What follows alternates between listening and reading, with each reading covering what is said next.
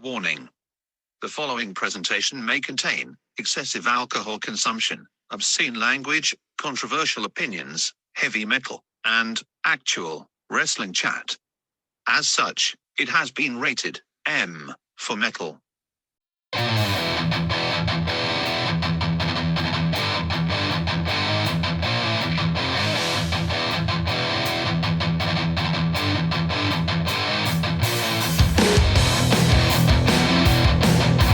Welcome to the Mosh Pit. Okay, here we go. We're live. So, welcome to the latest edition of Yeah. Mikkey's Mosh Pit.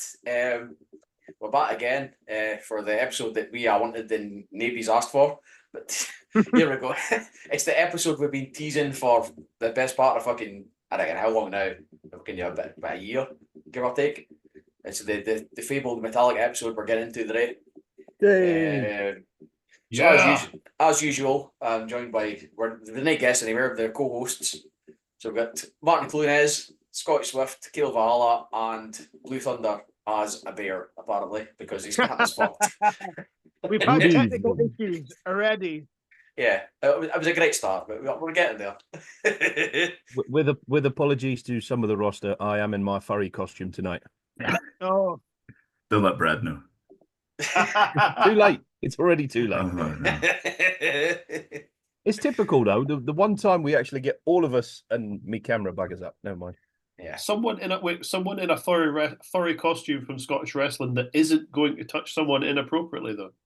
That will catch on. wow. I've never said I won't do that. But that's none of my business. It begins. Yeah. Coming in strong. But believe it or not, we're not here to bury Scottish wrestling today. I mean, we'll probably do it along the way, but it's not intentional. All right, I'll see you later. Yeah. Anyway, like I said, we've got it's taken us a couple of episodes, but we finally managed to book Caleb. Yeah. The world's busiest man. We can't afford to pay for Zoom now because he's paying for my booking fee. So It's only way we could get him back up is to actually pay him. Yeah, that the Become actual an truth is I had international to, superstar, getting bookings in Germany now. Good for you. that's a thing. That's a thing. Yeah, you're getting flown to Germany to wrestle. What is life? Madness. it's all right. I had to sell my webcam to get him on the podcast though. So Yeah. So the first time he's been on since he's been the WrestleZone Undisputed Champion. So congratulations to Caleb there. golf clap. Golf club, yeah. Very polite. We just had some fun beating each other up, Vago. Yeah, I got my annual late summer, early autumn main event push. Yeah, there we go. That's two nations main events in a row. Yeah. There you go. You're Someday. Kane now. You know how Kane will get bumped every now and then. Aye. We need somebody believable for the champion. Aye, get him in. There you It's go. one of That those, was it. in case of emergency, break glass. Here's Vago. Yeah. I was the closest thing that Vago was going to get to an import, so I had to go with that. wow.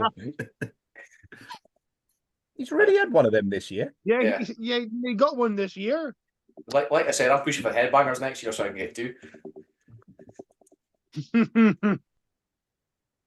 You politician. Yeah, we try.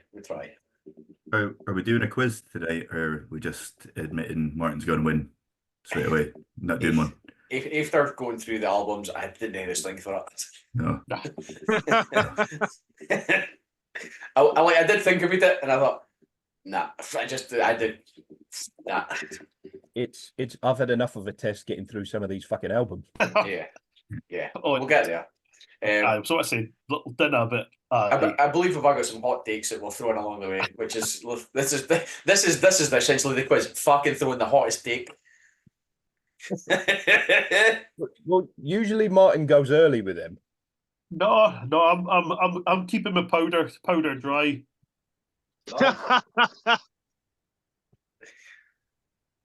I think I'm good. Well, no, in fact, I want to get away, but we'll get into it. So yeah, we're here for the Metallica episode. So Metallica is a metal band that a lot of folk, even non-metal fans, will be aware of. Formed in '81 by James Hetfield and Lars Ulrich, relocated to San Francisco where they picked up Cliff Burton. Other notable guys, Dave Mustaine for Megadeth, Kirk Hammett who replaced him. Okay, Martyn, hipster as fuck. So Metallica episode put on the Megadeth show. Yes, it is. Yeah, Kirk Hammett, they came from Exodus who replaced him. You got Jason Newsted who replaced Cliff after the accident, and Rob who replaced Newsted after he left. So then, without argument, they're the most successful. The founding big four bands of thrash metal to come out of that kind of movement. They released 11 studio albums, a cover album, 4 live albums, and 2 EPs, according to Wikipedia, which I'm fairly sure is pretty much bang on the nose there. Including the Black Album, which gave them their mainstream success. It's gone on to become one of the biggest selling metal albums, and if not one of the biggest selling just albums in general. And after their latest release, they embarked on a world tour where they were playing 2 nights in every city they were at, with no repeats, so a different set list every night, which is fucking mad. When we've got the back catalogue they've got to choose for, it's probably doable, let's say. So yeah, that's basically Metallica. So how were you guys first introduced to Metallica before we get into the nitty gritty of the reviews and whatever we've got? Who's going first? My one's pretty straightforward. Like Liam. You know, like no, we got more than one Liam involved now, so we call him Lemmy.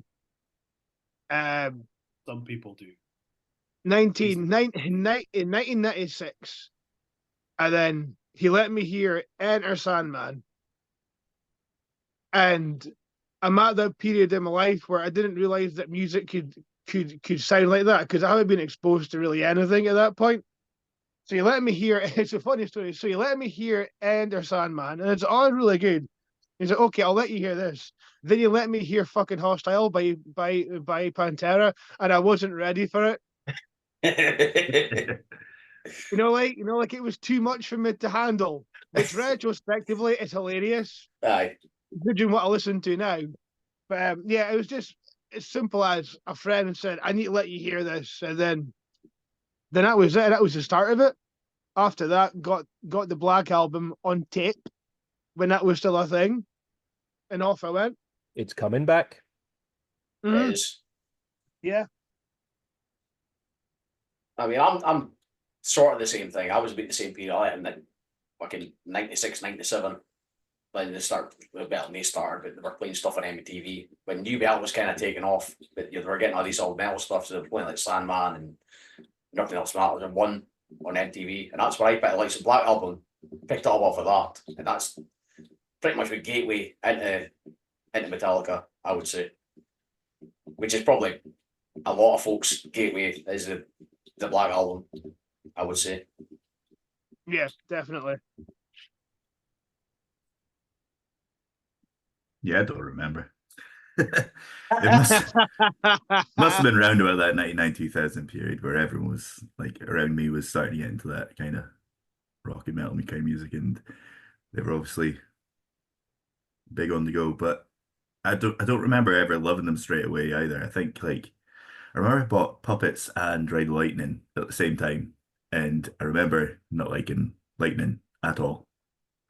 So like that's where we were to get going. But yeah, grew on me. I was a little bit later to the party than some. When I was a kid, I think I probably said it on the Maiden one that we did. When I was a kid, I wasn't really a music person. I was football and books and stuff and whatever. And then I was friends with a lot of people who were doing higher drama at school. And they had written their own little piece, and one of the songs they were using for like a dreamscape type thing was Sanitarium. And that was the first Metallica I'd ever heard. And I thought, this is the greatest thing that's ever entered my ears. This is brilliant. And that from then, it was the type of people I was friends with at school. They were all, you know, the metal weirdos who sat in the corner. So it was, from there, it was, all right, teach me. And kind of similar to what Mr. Valhalla was saying, it was, well, here's puppets and lightning, learn. And it, all right. And from there, it's been a journey. I was quite lucky that like before, like obviously the first few bands I got into were like Maiden and GNR, but then I saw Metallica at the Freddie Mercury concert, not live obviously because it was 1992, but it was on TV. How the hell you kept that quiet, Martyn? No, I mean I was 11 years. I was 11 years old, obviously, but it was on the TV, and I generally, because at that point I wasn't buying Kerrang or Metal Hammer or anything, didn't have a fucking clue who they were. I'd heard the name, but didn't know anything. And because at that age, you're like, you know, you can't afford like CDs all the time. There's obviously no streaming, no YouTube. And so I'd heard the name Metallica, but knew nothing about them. Obviously seen them on that. They did Sandman, Sad But True, and Nothing Else Matters. And it was like, all right, I think I like that. But again, didn't really have the money to be like buying loads of stuff. So I reckon it probably wasn't until about like, probably like 90, say like maybe 94, where you start picking up like the CD singles from that album, obviously, where it's like you get them secondhand and like One Up and stuff like that. And then you start picking up like an album, they would have like something in the second hand, and you get the back, you start picking up something for the back catalogue. But it wasn't until like, I would say like late 93, early 94, when I started buying Kerrang, it was like, all right, this is Metallica. Okay. I knew who they were, but I'd obviously missed out by just not having access to anybody who had any of their stuff. Like obviously I'm only child, I don't have a big brother. No, none of the guys at school who were into metal were into Metallica. It was all like Maiden, GNR, whatever. And so it was like that was the first point. And then it took about 18 months after that to be like, all right, this lot are really good. I'm in, you've got me. I'm assuming we've all seen them live. Yeah. Yes. Aye. Well, incidentally, I looked into this and I've seen them 2 more times than I thought that. I thought I'd seen them 3 times, and I was like, when I looked into it, I was like, I've seen them at Download, I saw them at Glasgow, and I saw them at Sonosphere. Apparently, I saw them at Download twice and Sonosphere twice. Not bad. Aye, it's all right. Like I've seen them twice in total, so you're up on me. That's very poor. Sorry. Well, I'm sure we'll come to it later, but I've seen them 3 times, and I don't want to spoil it, but the first time I saw them was on the St. Anger tour. But I'm sure we'll get to that. We'll definitely get to that. That was the first time I saw them as well. Was the St. Anger tour. I saw them St. Anger tour and then the Death Magnetic tour, and that's it. Yeah. Who was it who went to the first Maiden gig? Was the Final Frontier tour? So it was Absolutely fucking disgraceful, isn't it? And genuinely, it's a fucking disgrace. I know. Absolutely disgusting. I know. That's because he went through his I don't like Dance of Death period, and he had a sulk. Yeah, but I really liked Brave New World. I really liked Brave New World, and it just was like, because obviously we were at college at the time, because it came out. What was it, like 2000, 2001? So it just didn't have the money, and then I didn't like Dance of Death, and then it was just like, you know, I really need to go see this lot. Yeah, so yeah, I'll go to the next day, the Final Frontier. I know. So what a great way to see 2 of your favourite bands. See Maiden on the Final Frontier tour and Metallica on the fucking St. Anger tour. I nay bother, lads. Okay. I think that's enough to disregard any of his previous hot takes. oh no! There's one coming, but just it's on the I'm like I say, powder's dry. Save it. So I don't know. We've got 8 minutes, give or take. So I think we've time for a song. Well, I can't play songs, but then as soon as I put it on YouTube, they'll pull off. So I can't. We've only got just under 8 minutes, so need to jump too far forward. But that means that half of the songs for the last couple albums wouldn't fucking fit. on the rest of this podcast. 1.5 times speed, mate. I mean, most of the songs after the last fucking 6 albums that at least would fit in this last fucking 7 minutes. I'm genuine. I'm ready for that later. Fucking honestly. It's like I will join you in that, Martyn, because I happen to agree with you completely. I completely agree with you.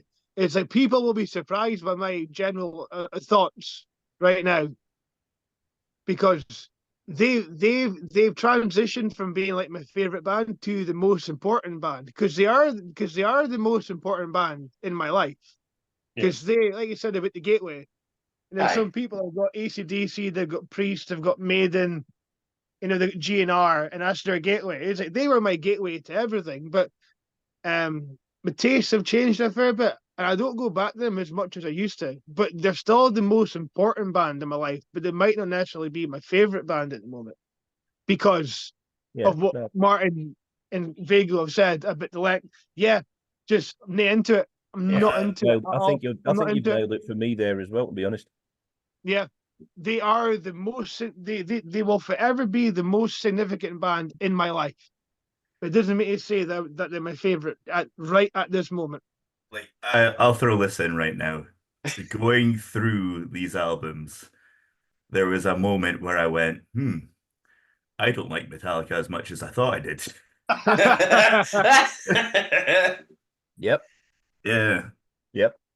But too much of anything can make you think that, though, you know, because you're cramming it, yeah. I was speaking to one of my mates, I was telling that we were doing this, and I said, one of the things I said was, I don't think this would be enjoyable to go through someone's back catalogue when there's this much stuff for almost any band. Yeah. You'd get a bit bored. Yeah, I was having little appetizers in between. I need to listen to something completely different. I went to the point where even good stuff's going to sound shit. Yeah. I went through all the album. I listened to them twice, so I listened to it once through, and I was like, I'll get a rough score in my head, and then the second time, that's you're finally score out of 10. And I think I hadn't quite figured out the scoring system. So the first maybe 3 or 4 albums probably could have you could add another half point, maybe a point onto some of the tracks there. Yeah. And by the end, I'd kind of Stockholm syndrome myself. So a lot of that stuff says this is shite, but nah, it's actually alright. It's probably got a higher score than it fucking deserves. I definitely think I agree with you there. There's definitely some stuff that I've given, like I've done just 1 to 5, and there's definitely stuff in the earlier things that I've given a 3. But then I've got in the later period, I've given stuff a 2, and it's like, no, the difference between that is vast. It's near a 1 point difference. But I'm just like, I've just been beaten to death with another 9-minute track. But then, and I'm like, fucking depending where you make the cut, you're almost comparing 2 different bands. Aye. I realized once I got four albums in, I realized I probably should have done it 1 to 10. And then it would have made it a bit, but by that point I'd committed, and I'm like, I'm not going back. After saying I scored, like I wrote down before I started where I thought they would fucking land. Where I at the time I thought, okay, this goes number 1, 2, I went 11. And then on scoring them, like the first 4 are all different to what I had in my head to start with. After scoring them, and I honestly I scored them at 10, but I did half points. I was gonna start with like 9.7s and all this bullshit. And the rest stuff is probably, some of them are like a 9. Like you get 2 tracks at a 9, you think I've got maybe that's like a 9.4. So it probably could have been done with a 9.5, but it's a 9. And I was getting back to changing it. But like the first 4 are all different to before I started, and I've got a third score, which I will explain in more detail. Mine is 5 stars. I genuinely, I said in the chat, I genuinely feel guilty because I have done nothing for this. And then he's going in raw, folks. He's going in raw. I mentioned to Charmaine. She's like, well, it's okay because it's all up in your head. And I said, I'll stop you there. It's like what you think I am is actually what Martyn is in terms of just knowing shit, right? No, it's not what you think. It's not what you think. I probably should have done, but if I've got Martyn here, I can bluff the rest, and it'll be fine. You know, generally, anything music related. If Martyn's there, He'll do it. I'll bluff it. It's fine. He's there. I'll bluff it, and I'll be okay. I'll call it out there, brother. It's fine. Aye. Like individual tracks, like the first 5 albums, I can do individual tracks. After that is I'm struggling. Like I can give you a feel on album and give or take pick 1 or 2 out, but a lot is like nah, I couldn't tell you a lot of the fucking like listen to them. No, I mean I've certainly done I couldn't have named this beforehand. I've certainly done that with the first 5 albums where it's like I know them and I didn't need to re-listen to them, but I did because they're fucking most of them are fucking ace. And then it was like after that it's like right, okay, so like load gets 2 listens, reload gets 2. It's like and then it was like, and like Caleb said there, it's like I need to listen to something else just to kind of cleanse my palate. It's I mean like there's just with the more recent albums, I just didn't have it. We'll get there. Yeah, we'll get there. But it's like, I mean, Thunder said about there being 2 different bands. For me, there's 3 different bands now. I split them into like I've got 3. Like you've got your first 5 is your first period, and then you've got load, reload, and St. Anger is your kind of fucking middle, and then the 3 after that is your final period. That's why that's the way I break it. Yeah, I would agree. Yeah, I see it as a 3-act thing. Yeah, absolutely. And there's folk that'll break got up a cut off at the bass players or like whatever. New Millennium. Aye. They're Star Wars. You've got the originals. You've got the prequel. This is for the evening. Good night. No, Caleb's right. No, the Caleb's just tied it up in a nice bow. I'll get my wage later. Caleb's gone too early.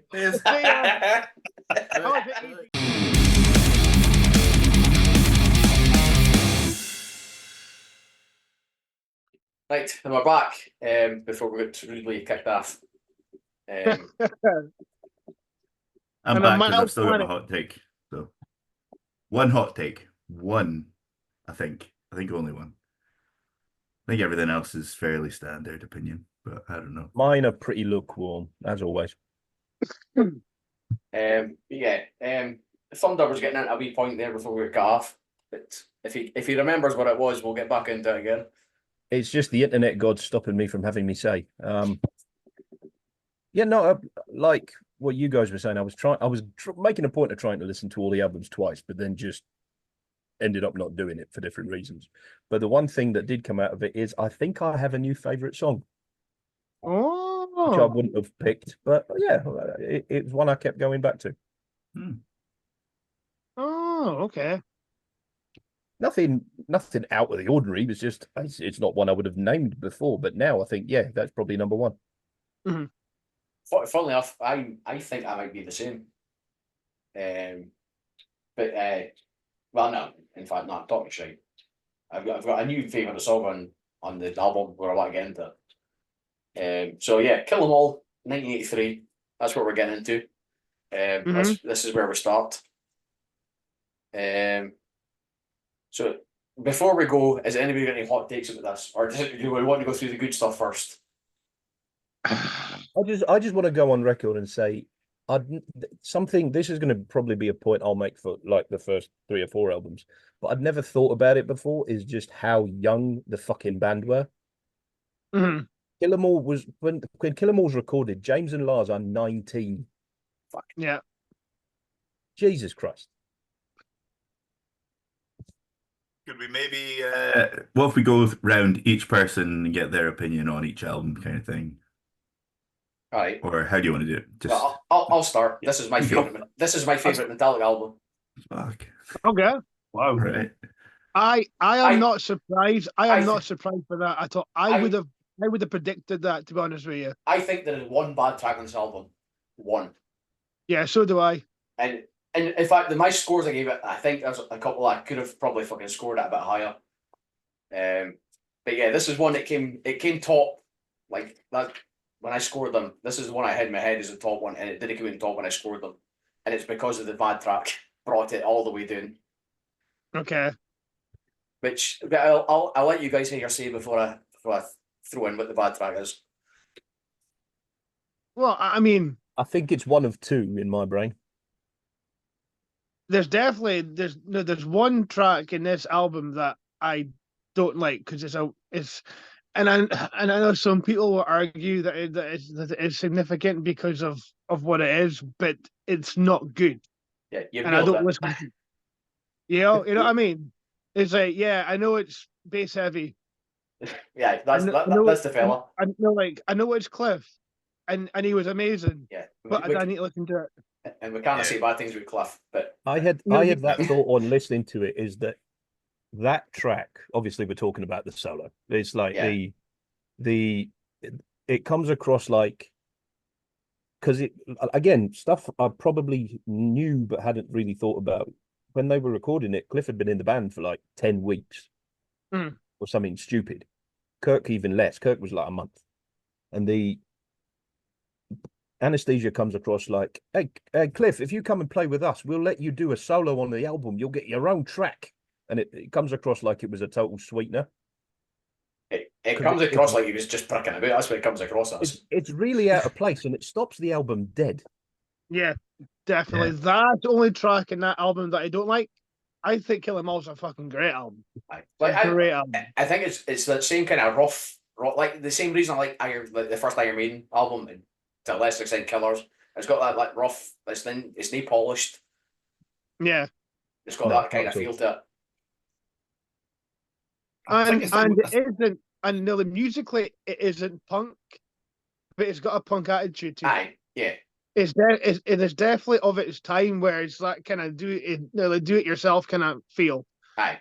And apart from apart from Anesthesia, Pulling Teeth, the every track in the album I like. Aye. I think the thing with Anesthesia as well is like once you've heard it once, you didn't need to hear it again.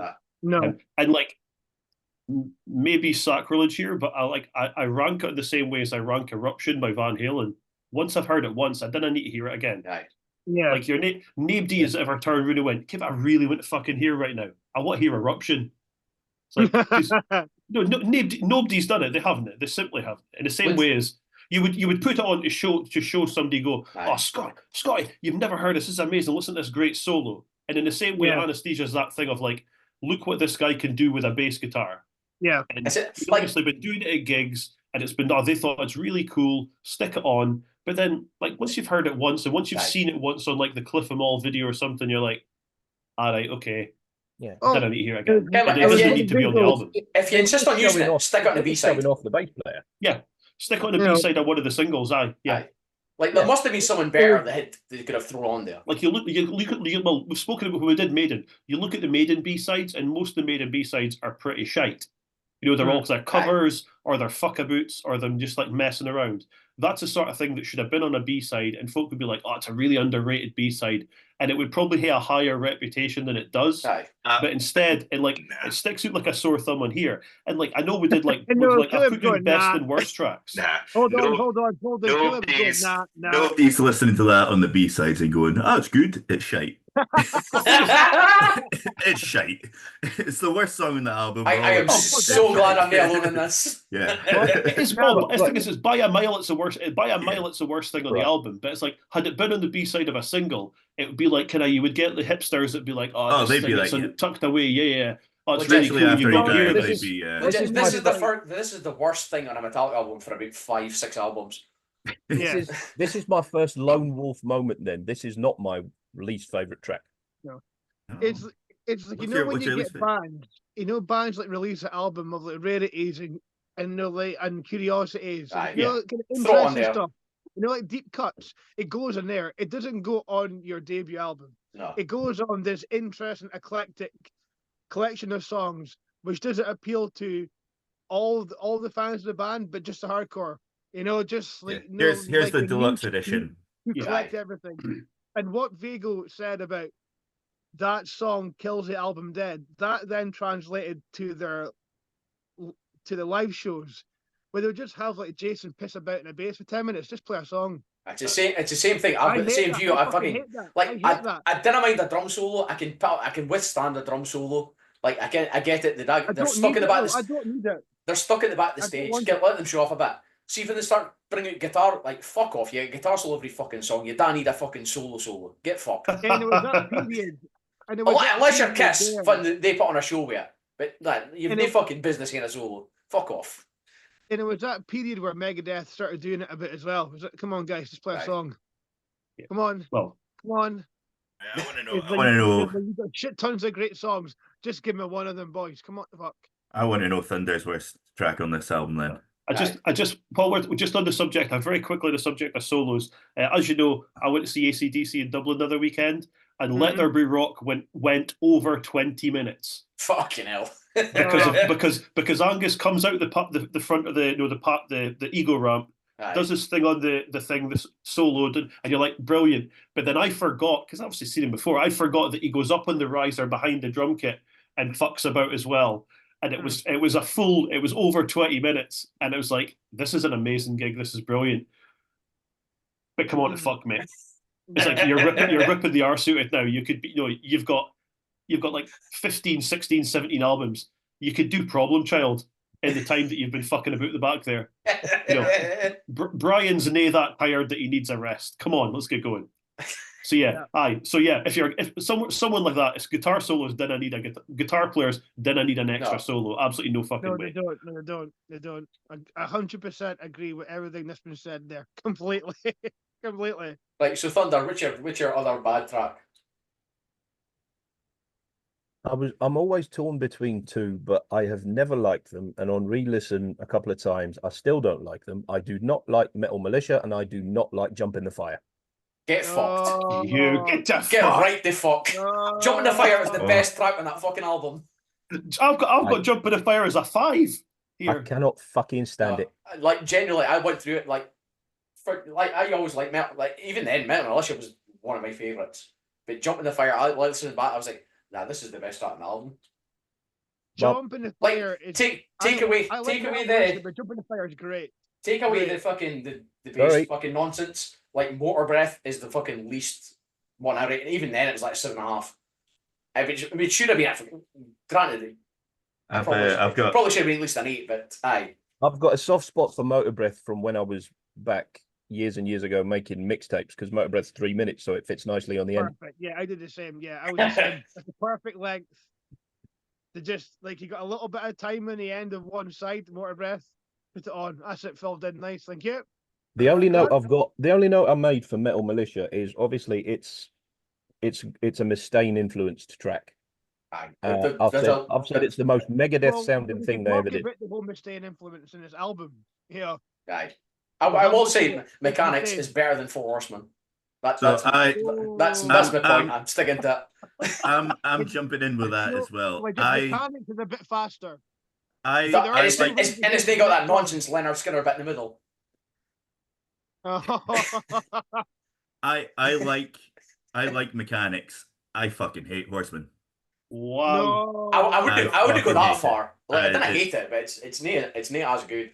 No, I can't listen to it. Horseman's in my top 3 on this album. My favorite song on that album. The thing is, I really like Mechanics, so when I go and listen to Horsemen, it's like speaking to someone telling a story, but they're taking 20 minutes to tell a 5-minute story.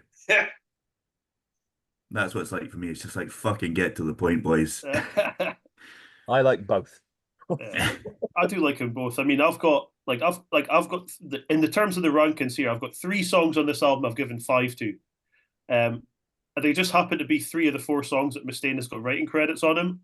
That's not a coincidence. That's just a coincidence. Because I think Horseman's amazing, even with the Skinner bit. Absolutely love it. Jump in the Fire, I've got for a 5. I absolutely love Phantom Lord. It's probably my favourite song on the album. I've got that as a 5 as well. My favourite too. I'm actually not a fan of Metal Militia. It's just it's kind of just there for me. And I would say, like, for me it's probably Phantom Lord or Horseman is the best track of the album for me.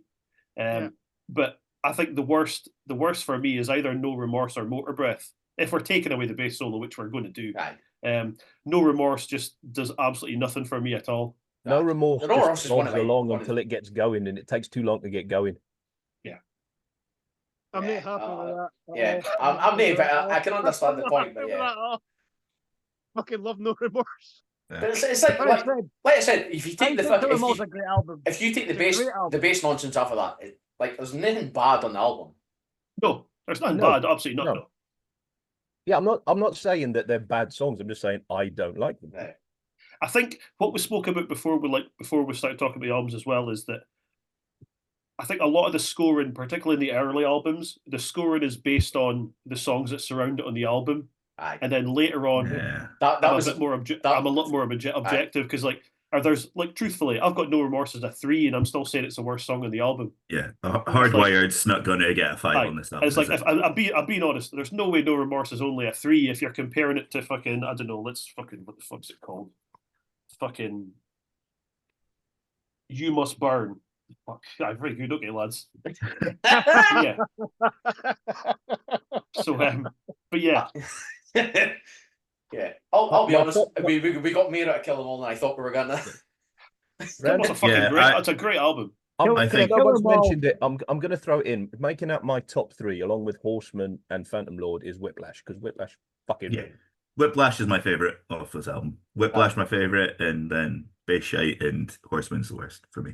That's. I'm Caleb. Honest, I'm fucking hell. Floundered.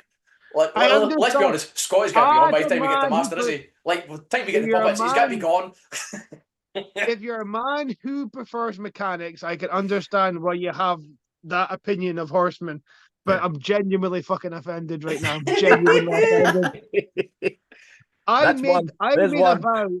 I made a personal vow to myself, and it was more directed at Martyn, because I knew Martyn would try and get me and shit, that I was not going to really sell anything too big. And Caleb was the person who right made off the me sell bat. it first. Just wait till we get to my hot take. The fucking dark horse, the guy who's never available for a booking, has came back in and he's got me. Just for the first throw a album. grenade in. He'll be on his way for the next 6 months. That's your ABBA moment. That's it.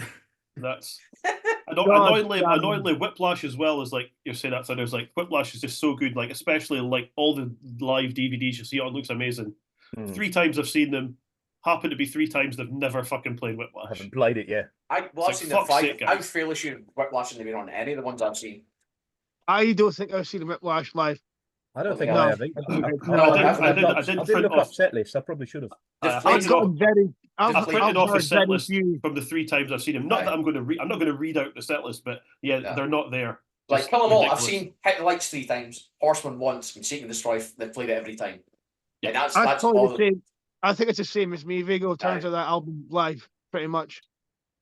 Although I was doing some research, like I did read through like Wikipedia and stuff.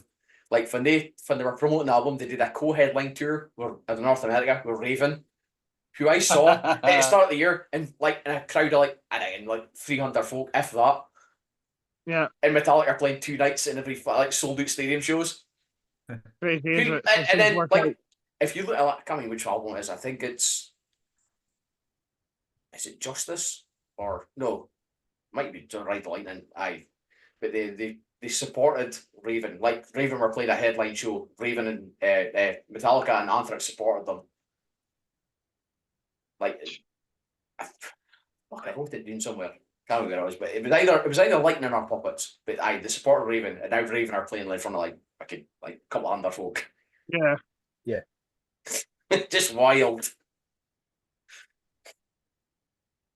But yeah, we're genuinely going to have to crack on if we're going to have to do this in one night. Yeah. I don't think it'll be one night, boys. Yeah, this is. Yeah, so we're getting hot takes on the first one. It's a bad start. That's Kill 'Em All covered anyway. We can knock that off. So okay, that's that one done. Ride the Lightning. Yeah. I haven't got any really hot takes on this one. I'll be honest. I've got one. And again, it's an instrumental. I just don't like them. If I want an instrumental, I'd buy a fucking Malmsteen album. I don't care how good you get to say Cthulhu is. It's an instrumental. Couldn't be fucked. I agree with you, not on this one, because I like Cthulhu. I agree with you on the sentiment of instrumentals, because I think sometimes they are a waste of time. For me, they're 50-50. In this case, I do like Cthulhu, but there's other instrumental stuff that Metallica have done. I'm just like, just take it out. Cthulhu and I'm not talking about Orion. Cthulhu and Orion are only there to show off Cliff Burton. Aye. It's basically anesthesia again with the whole band. Put some lyrics on it is easily a fucking 8 or 9. Instrumental. I'm not interested. Fuck it off. I don't care how fucking wanky and fucking good it is. Martyn's been rattled. Fucking out of here. Okay, so that's Vigo's hot take. Okay, That's my hot good. take on this album. Okay. All right. Although I will say, like on my research again, I saw the fucking try to tap up fucking John Bush because fucking Hetfield was an interesting singer for the scene.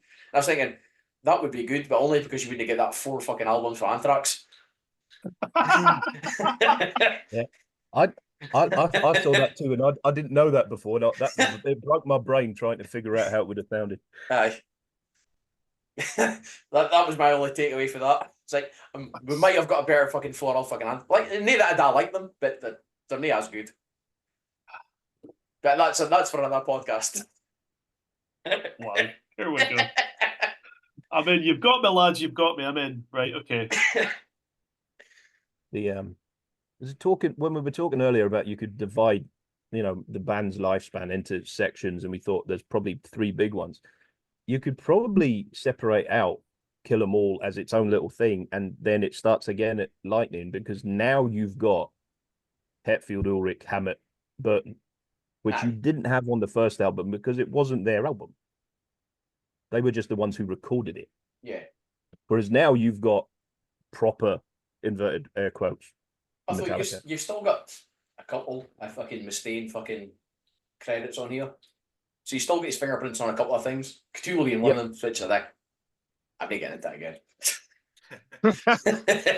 I've said my piece.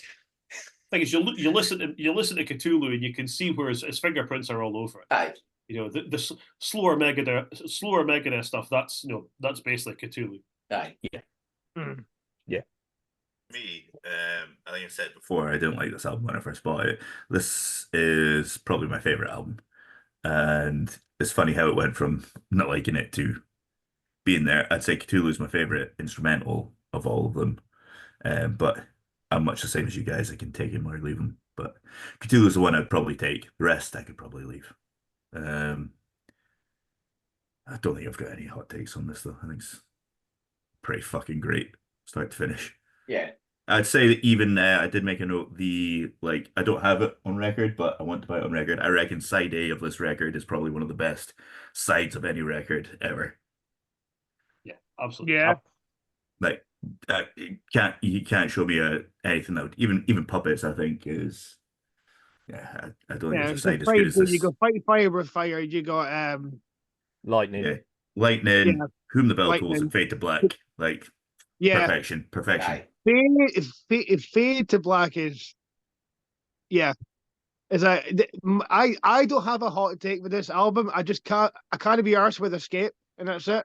Yeah, like if you take off Cthulhu, which I like, Escape is the weakest one on the album, I think. Yeah, definitely. It is, and obviously it's there just because they were told, "Oh, go and write some, air-friendly stuff." But Aye. I still think Escape's a great fucking song. I really do. It's not bad by any stretch. It's just not as strong as the rest of them. It's none for me. I think just compared to the rest of the album, it's just a bit of a sore thumb for me. Yeah. But the good stuff in the album is so good that it doesn't matter. Because Ride the Lightning is a fantastic album. This and Puppets, when I was trying to score tracks or whatever, it doesn't. You can list them out 1 to 8. It doesn't matter what comes 8th. It's still fucking great. Yeah. Because I will echo Caleb there. This is my favorite Metallica album. So what if we're agreed those are Escape's like the bottom. What's at the top? I mean, Through the Bell Tolls is your fucking obvious choice. Like, it's not mine, but Creeping Death is my favorite track on the album.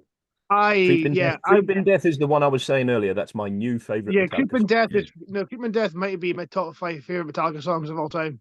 My note for Creeping Death is this album is ridiculous.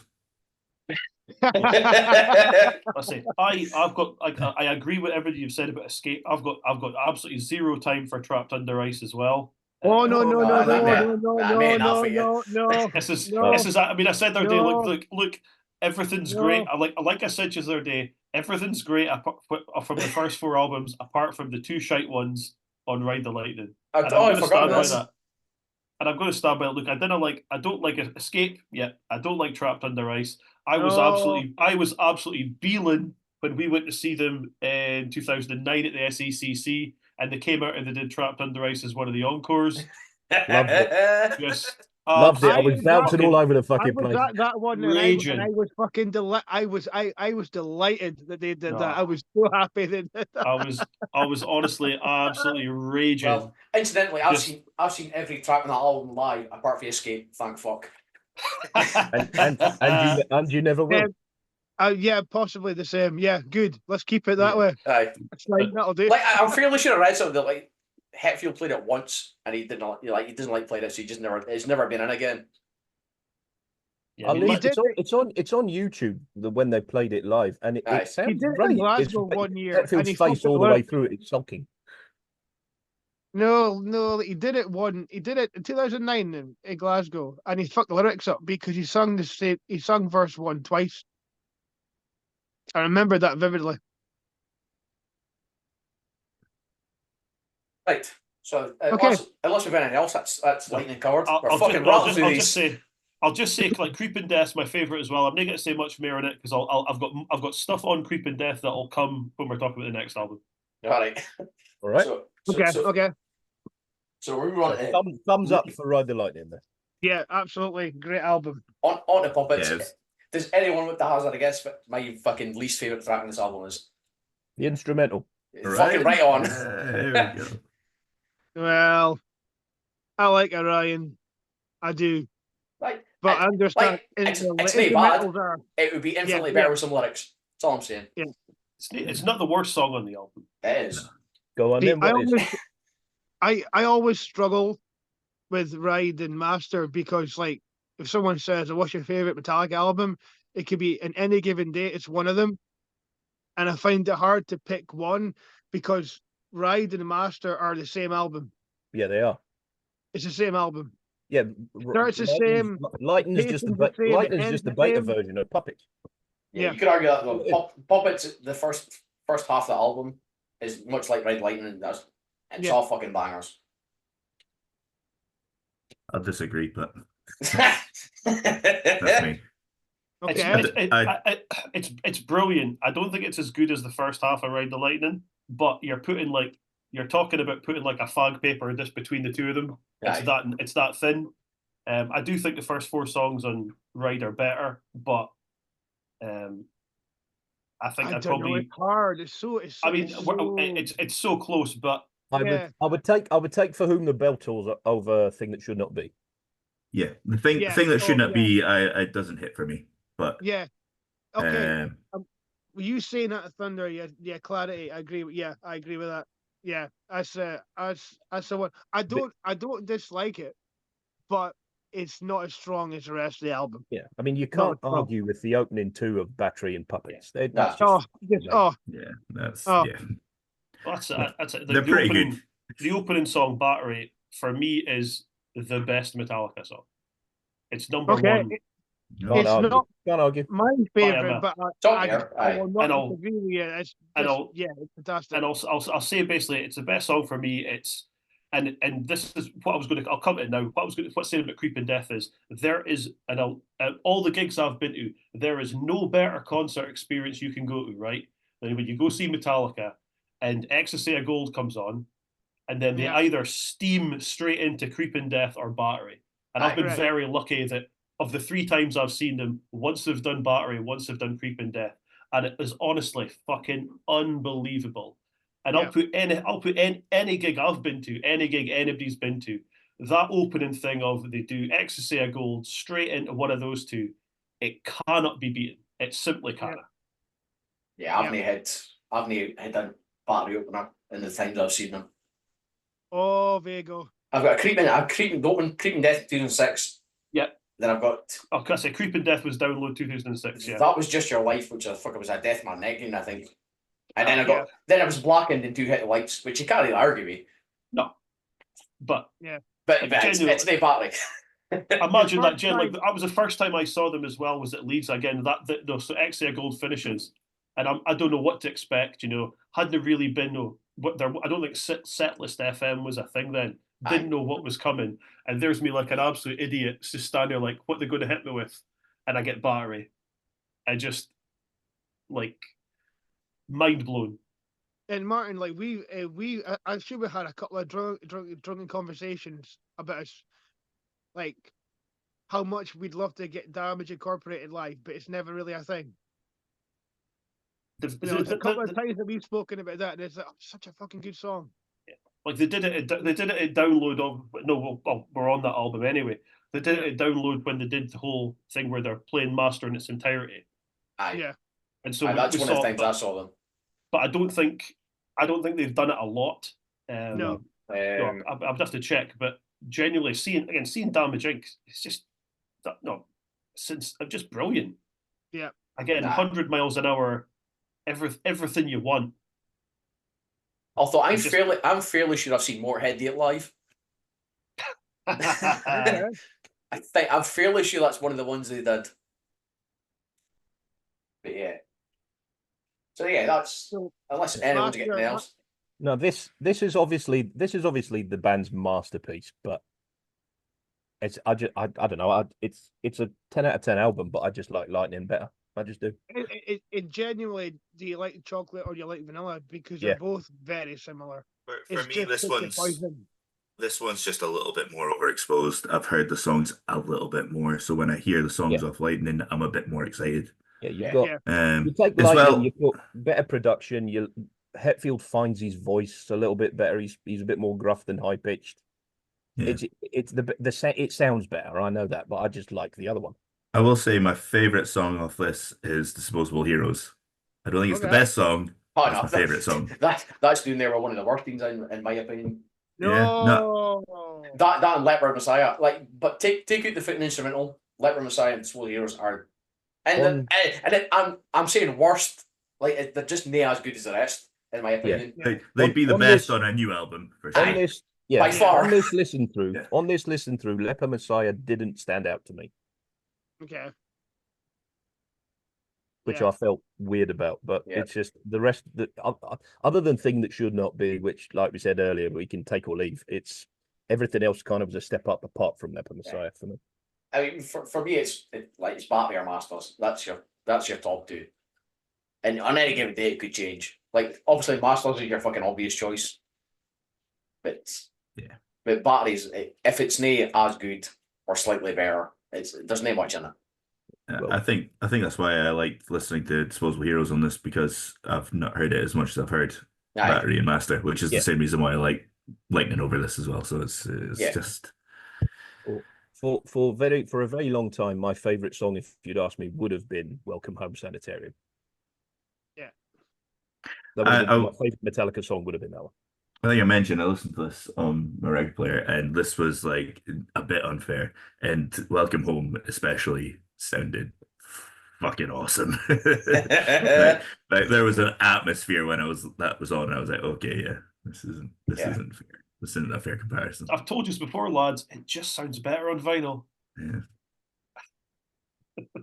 So am I the only holdout here now? I've got a vinyl player. I've got one. It's sitting. I just need to use it. So I am then. I am the only holdout. Okay, fine.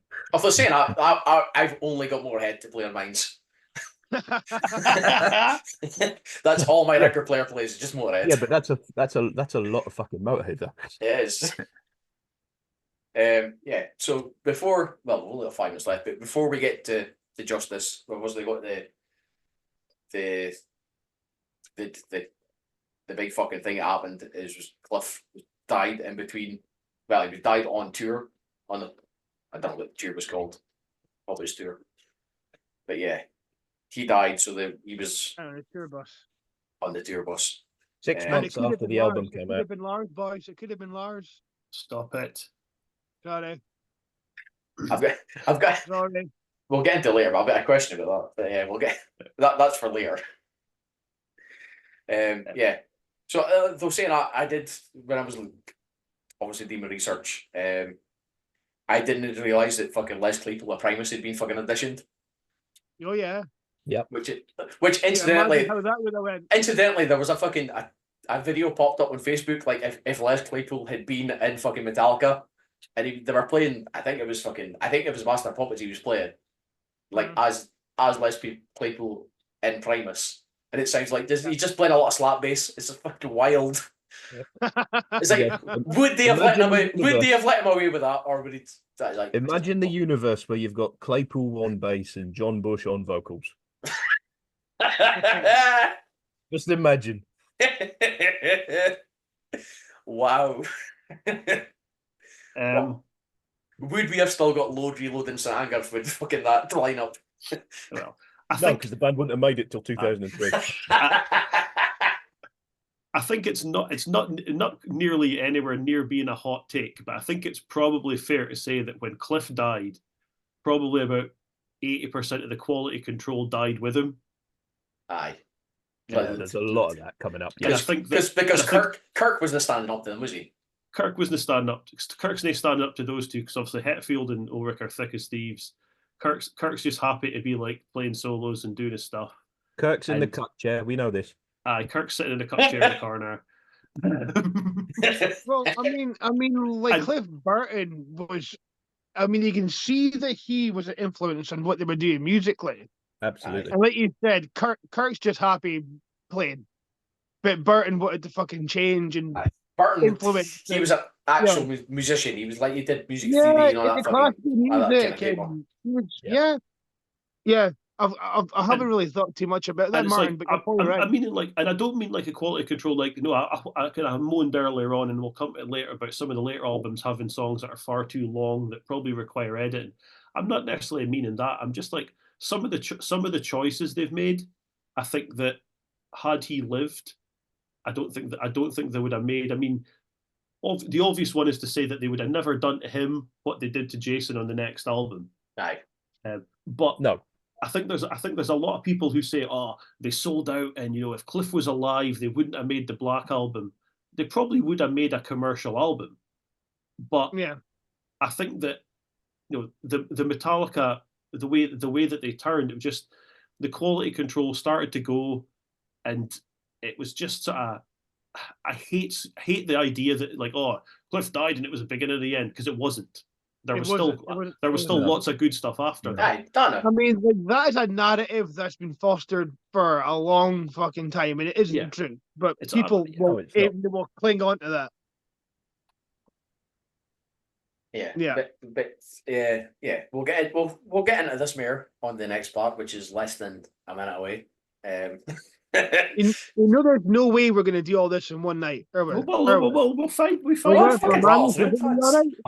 I told you 3 hours on 83 to 91, and then 20 minutes on every shit house. We'll be right. Although to be fair, I've not got a lot of notes on the next one, apart from the obvious. We'll be fine. I've got a few. I've got a few on the next one. The next one surprised me a lot on re-listens. Yeah, I've got. Yeah, no, we'll get into it. We'll get into it. We will. And then Caleb can rattle me again. You can say something preposterous, and that'll be it. It's coming. I'll be looking for a title match now. Vigo, step aside. He's pissing me off now. What the actual fuck? I don't like Four Horsemen. I beg your fucking pardon. This parade is going to be very interesting in the morning.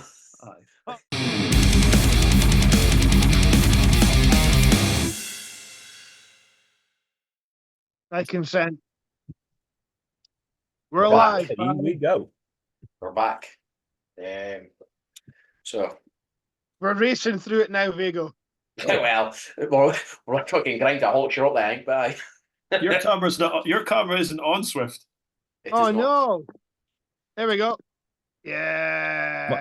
But his phone's charged. That was his. See how easy that was, Thunder. You just press a button and it's away. Through the powers of modern technology. His camera not being on is a tribute to the bass levels on this fucking album. Yeah. We're going in hot. That's the only thing I've got in this album. I'll be honest. Welcome to 1988 and Justice for All, everyone. Yes.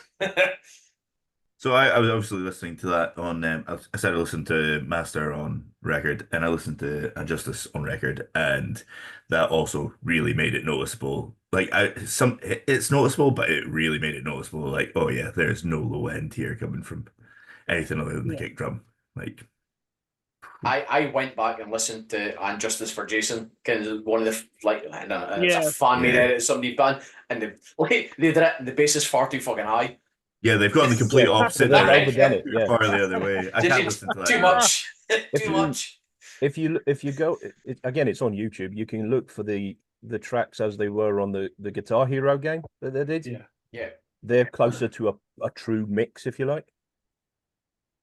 Mhm. When I was kind of younger and learning, wanted to be, the whole thing. We all wanted to be in a band when we were in our mid to late teens, and because I was shit at playing guitar, I ended up trying to learn to play bass, and I actually have the bass tablature book for this album. And how the It's fuck just are you supposed? empty. Is that a What? blank, Thing is, blank book? how the fuck are you supposed to learn something that you can't hear? I can play this. No fucking bother, because there's nothing there. Because genuinely, like, I and it's can- like, and the thing is, some of it's really fucking difficult, but it's even more difficult because I don't know how it's meant to fucking sound. Because all I have is me sitting with my hi-fi, turning everything else down, trying to put the bass up, but all that the bass you get is the fucking drum, the bass drum, and nothing else. There's, as Caleb says, Drum. there's no low end. No. There's nothing at all, and it's like trying to go like, okay, how did I don't know what this is meant to be. It's like 4, 5, 4, 3. What? Where the fuck's that meant to go? I put I a note. remember you having that, Martyn, because like we spoke about trying to get something going in college and we never bothered. Remember that? Very And I've got- vaguely. yeah. It was And we had a very vague discussion. You're like, oh, I've got that Justice tab book. It's like, that's good. I mean, you can't hear the fucking bass, but good for you. That's right. I remember you. I remember you had a bass and I had a bass at one time, and it's like I'm shite as well, so that's fine. So we just left Was it. Was it a 5-string? It was actually a 5-string I had as well, yeah. Of course, actually. Because I had to be hipster, obviously, because Dave Ellison played a 5-string, and I also got the Countdown to Extinction book. So I was like, well, I want to learn how to do Countdown to Extinction properly, so no, I'll get a 5-string.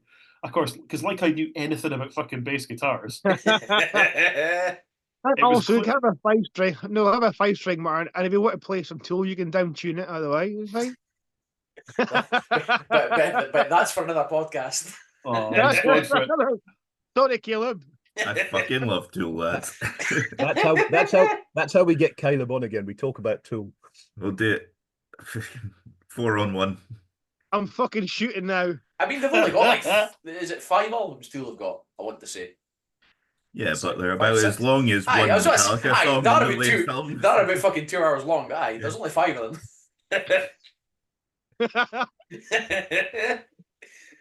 But anyway, Justice, that's what we're speaking about. That's Supposed an to be. album.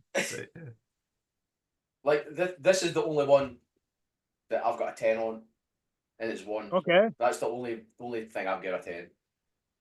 Oh. Fair. So I've got quite a few. I've got quite a few 5s, but I suppose that's why I thought once I got a few in, I thought should have done that out of 10 just to be. Again, you could probably guess which is the lowest units for me. To Live Is to Die. Yep. Yeah, the instrumental. What are words in it? Oh, it's a tribute to Cliff. There's no fucking bass in it, isn't it, though, is it? Yeah, no,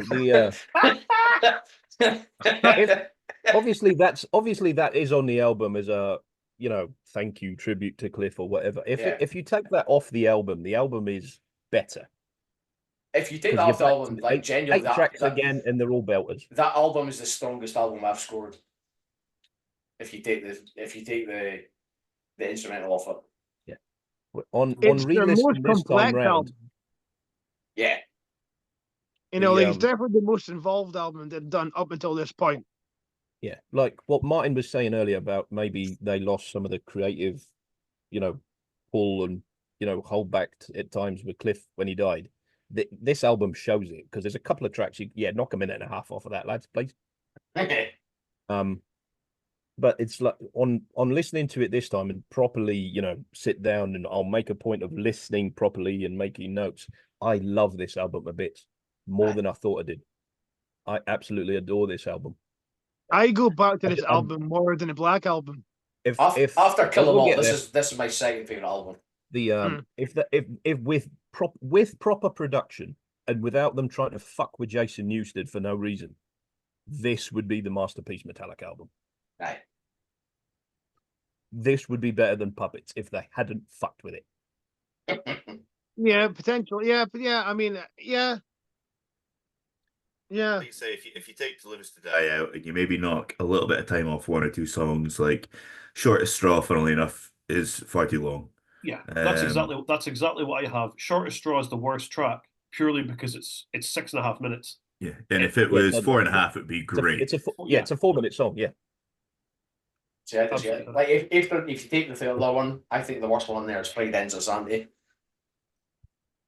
And again, I'm saying worst. It's still like an 8. yeah. No, I've got that as Again, my. it's I've again got that's that another as my one. Seven and second a half bottom. minutes. Doesn't Yeah. need to be 7.5 minutes. I've got Frayed Ends as my second bottom song, Yeah. only in front of To Live Is To Die, which I discounted anyway. So yeah, Frayed Ends of Sanity comes last for me. Well, see, for me, the best song of the album is Dyer's Eve, though. Thank you, Martyn. I love that song. Genuinely, that's that. If I'd ranked them out of 10, that would be a 10. I've got it as a 5. I genuinely think that's their most underrated song. Dyer's Eve is fucking brilliant. Again, Dyer's Eve is another one like. Sorry, go Dyer's ahead, Eve is another one like Battery, like Creeping Death. It is everything that I want from Metallica. Yeah. What part of what affects this album, other than the production and all that bollocks, is the fact that they then come out and said, "Oh, these songs are too long, they're too complex. We're not going to bother playing them live." So therefore, people had the opinion, "Oh, we can skip this one." If they had played Dyer's Eve more regularly live, it would be top 5 for a lot of fucking people. Yeah. I kind of feel for me, Dyer's Eve gets affected just because after To Live Is To Die, I'm always a bit checked out, and I just want the album to end. Yeah. Yeah, So, it shouldn't go last. It should not go last. Yeah. That's what hurts it for me. It's a victim of positioning. Yeah, I in the agree album with for that. me. You can't argue with I that. love Dyer's Eve. My favorite on the album is Harvester. Yeah. Okay. You were saying Thunder, like the thing about them obviously like not playing a lot of it live, like wasn't it? I mean, I'm probably going to say about 5 years ago, but it was probably 10 or 15 years ago when they were doing the whole vote for your song kind of thing. And it turned out that was it Frayed Ends of Sanity was like the most popular Metallica song on like metal radio in Finland or something. And they ended up learning it and playing it for the first time in years. Finns when it comes to their musical opinions. I'm sure it was someone like Frayed. I'm sure it was Frayed Ends of Sanity, and it was definitely something off this one. And it's like it was basically like no, all the metal stations in Finland were were just like, yeah, this is the best song. We want to hear it, and it won the poll by like an absolute landslide. And then they end up having to learn it and play it properly, whereas before they just kind of jammed and fucked about and kind of teased people. And this time they actually did it. Oh, I meant like Sonosphere 2014, and it was the you got to pick the set list. Yeah. Oh, that was that. And then they also had a text thing during the day, so you could text and vote for Horseman, or you could vote for Frayed Ends of Sanity. And I'm going, well, I love Horseman, but I've heard it live. And when am I going to get this again? So I'm thinking, I'm going to vote for Frayed Ends, but I'm not going to get it. And then it actually won by a fucking landslide. So there's something to that, Martyn. It's like, yeah, people, it was well, it's nothing to do with that, Killer, but I appreciate your contribution. Put that on a t-shirt, mate. Put that on a t-shirt. That's it for the next show is Hey Kayla, come out to Horseman. Oh. Hey, I might have my own fucking music by then, where I should have it within a week. If he loses, we play Horseman. If he wins, he gets Mechanics. Yeah. Our way and their way. Yep, there are 2 ways to hear this next song. Yeah. We could do the Mankind thing. Hey, a different entrance and exit song. He leaves the Mechanics. One time we should do that. Let's just do that one time. Who gives a fuck? It's fine. It's for us. It's fine. It's fine. Run Montrose and draw 12 people. Talking about Montrose, we'll do it there. Talking about ones that come up live that you then like, oh fucking hell. The first time I saw them, they played Blackened, and it was just like, oh my god. Yeah. Because still at that point, that was the St. Anger tour, and it's just like, oh, they don't play Unjustice stuff. And then they fucking come out with Blackened. It's just like, oh, thank you very much.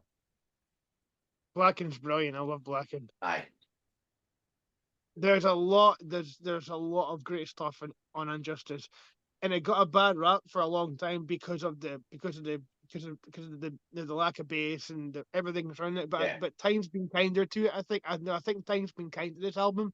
And Like I said, people are taking it legit, well. this is my second favorite Metallica album. Yeah. I will shit on the remaster though, because they came out with a shit excuse of, oh, well, it's part of our history that the sound mix was like this. Like, no, go and fucking fix it, you Right. cowards. It's I've definitely read interviews. I'm sure it was with Kirk, I think, saying how like a lot of the songs that they don't play live as well, it's because, you know, obviously before it's master and ride, and after it is what comes after it. And so they've said that like when we play a lot of the songs from this one, people just kind of stand there, and it's like, well, yeah, but if you play them more often and give them the full remaster treatment and everything, then That's people it. will get into them. Yeah. But I've definitely read interviews where they've just kind of been like, oh, we chuck it, we play Harvester, we play one obviously, but people don't know the other songs on there. It's like, well, fucking educate your fucking audience, man. Yeah. Yeah. You're an artist. Educate your fucking audience. Just give me Eye the Beholder once, and I'm happy. Good luck with that. Yeah. I know. One thing about this is I thought the video for one was, you know, obviously fucking brilliant. Yeah. But after you've seen it with the extra bits like 2 or 3 times, you just kind of want the song, I find. Yeah. It becomes a bit distracting, I always found. Yeah. It's like if the long version of the Unforgiven video comes on, it's like, oh Christ, not again. And the thing is, that was like back when, you know, I was getting into Metallica, it was peak, you know, music video TV Yeah. era. Yeah. So like it was getting a lot of play, and every time I was just like, I never really got into the song massively back then, just because I was always a bit like with all the movie footage in between, because I just wanted the fucking song. And now more nowadays I appreciate it just listening to the actual song. So it's moved up in time. The whole album has, like you said, time's been kind to this album. Yeah. Aye. Yeah. So unless anyone's got anything else to add, I think we can chalk that one off. I think Think so. we're good. I think, yeah. Another album, another thumbs up. Yep. And we Mhm. move on to the Black Album. 2 Yeah. thumbs up. The gateway to a lot of people. Definitely my gateway to metal. This is one where my hot take is. So I'll let you guys fire in first before I fucking just destroy it for you. Right. Right, here All we right. go. Here we fucking go, right? Eyes down for a full house. Right. It's Gentlemen. complicated, guys. It's complicated. Right. As you'll know, right, Liam Gallagher's been touring lately, and he's been touring playing Definitely Maybe, right? Doing the whole thing of, I'm going to play this album in its entirety. But he's been mixing it up and playing it out of order. Aye. Now, very similarly, when Metallica did the same thing with this album, they played it back to front. They did. And you know why? And you know why they played it back to front? Because the last 3 songs on it are fucking shite. That's why. Genuinely, The God That Failed, My Friend of Misery, and Struggle Within are fucking crap. At this point, genuinely, 3 of the worst songs Metallica had written by this point. And you know, there's Escape, and okay, we can talk about instrumentals, whatever. There's Escape, and then there's these 3. Absolutely fucking atrocious. Well, My Friend of Misery was supposed to be your instrumental, and then they put vocals on it. Yes, so. I did read that. I know. That's why, you know, when they were touring and they did download and they were like, oh, we're going to do it in its entirety. And of course, everybody's expecting it to bumble out and be boom straight into Sandman. And they start doing Struggle Within first because they're playing it reverse because they know fine. They can't do, no, here we go. We're going to play this album and then finish with those 3 absolute stinkers. Even if you don't have the opinion that the last 3 songs are stinkers, they were smart to do that because there's no way that they can maintain that level of excitement after playing those tracks first. Oh, well, they would go off and do an encore. They would go off and do an encore. They did that when they did Master of Puppets. Aye. The downloads. They played a few songs. Aye, They played a new. They played a new one. They went off. The bang in the did an middle and encore. right in the middle. Yeah, they went off, and then basically the video played because we didn't know that was going to happen. So when they did Master, they went off. What is it? Let me see. They did 6 songs. Went off, did Master, came back on, did an encore of songs, I think mostly off of the Black album, and then went off and did another encore. So they could have done that, and you would have gotten away with it. But to know and find that this album is, and look, it's front loaded, and it's it's very, very good. How front loaded it is, apart from Holier Than Thou, but it is so front loaded that it is unbelievably good. But unfortunately, once it gets to like 9-10 tracks, they're really struggling. Once you get like 9 songs deep, it definitely it drops. I don't hate them as much. I like Struggle Within. I was going to say, of the 3, Struggle Within is my favourite. Yeah, definitely. Because that's one of the only thrash tracks on the album. Yeah. If you've got Struggle Within, Through the Never, and arguably A Wolf of Man, that's your only 3 thrash tracks on the album. The rest of them are hard rock and metal at a push. But they're not a thrash band at this point. I mean, this is them with Bob Rock, and Bob Rock saying, "Hey, I did Bon Jovi. Yeah, come with me." You look at the albums before that. Okay, the first album has got 10 tracks. It should only have 9. I think we're all in agreement on that one. It doesn't need a bass solo. Yeah. Lightning, Puppets have got 8. Justice has got 9, probably because of the tribute to Cliff that probably, like I say, maybe doesn't need to be there. This one, 8-song album. Metallica does not need a Metallica album. In 1991 doesn't need 12 tracks. I mean, I know. Let's not jump ahead because I know we're dying to jump onto like a bit them going too far. We're getting there. Metallica, it just doesn't need time with them being like repackaged and like lots of bands were doing 12-song albums, so it's just like but you're right. I mean, like the album would be better served with less tracks. I mean, the songs are a little bit shorter, so I get that they kind of go, all right, well, we'll just no, they're radio friendly. Yeah, they're a little bit shorter. The album, I mean, the album's like 3-4 minutes shorter than Justice for All. So the songs are obviously shorter because you get 12 tracks compared to 9. Fair enough. So the songs are, but a lot of this could have been like we spoke about B-sides right at the beginning. Some of these tracks could have been B-sides rather than and I spoke about buying the singles, and the singles were album version, live track, and then probably James's home demo. And that was the 3 tracks you would get on the single, or the CD single anyway. Look, any of those last 3 tracks could have been B-sides, and it would have been like, all right, okay, it's a new Metallica song, amazing. But instead, they're just like, this is what we've got, this is on there, this is it, this is all we have. And I kind of think it shows, because it tails off so badly at the end. I think it was definitely a mandate, right? Let's have you guys do 12 songs. I was definitely like a choice at the time. And the album is very produced. Yeah. Very produced. This album costs a lot of money to make. In the millions. Well, I went through 3 remixes. Yeah. And like you spoke a bit like Metallica being like an important band, This is like a really important album to me. Aye. But it's definitely nowhere near in my favorite albums. No, I mean, it's maybe the most important. It used to be, now. Yeah, I almost feel guilty about. Sorry to go, Scotty. No, you go. It's fine. On you go. I almost feel guilty about whining about the length of the songs because I know what's coming. But there's only 3 songs on this album that are over 6 minutes. Aye. Yeah. And like you look at the track list and like Through the Never. I want more of that. It's only 4 minutes long. I want more. Give me another minute.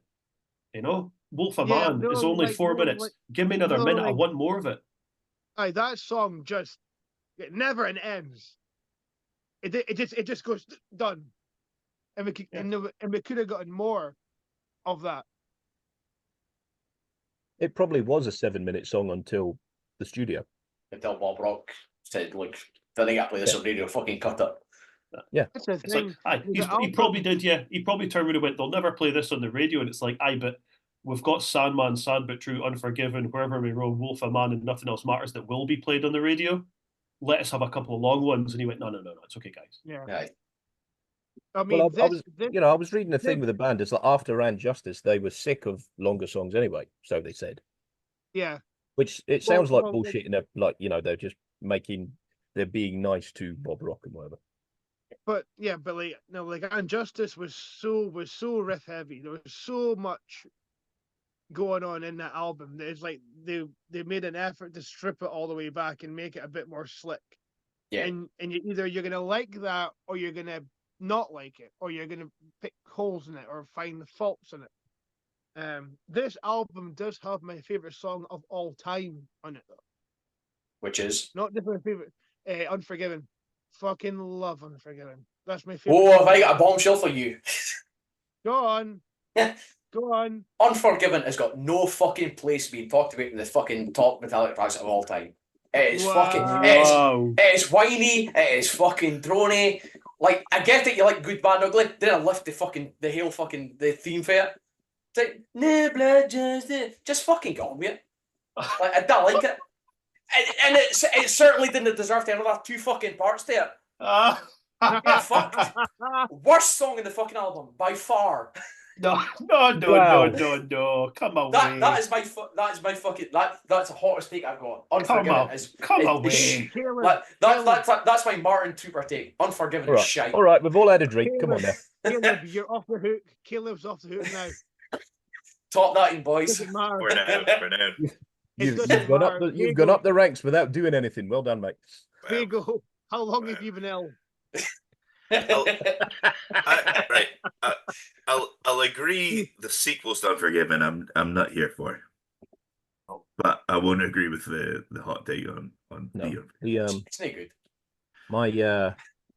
So all right. Well, I mean, we panned the last 3 there. Anyone got any least favorite tracks that aren't in the last 3?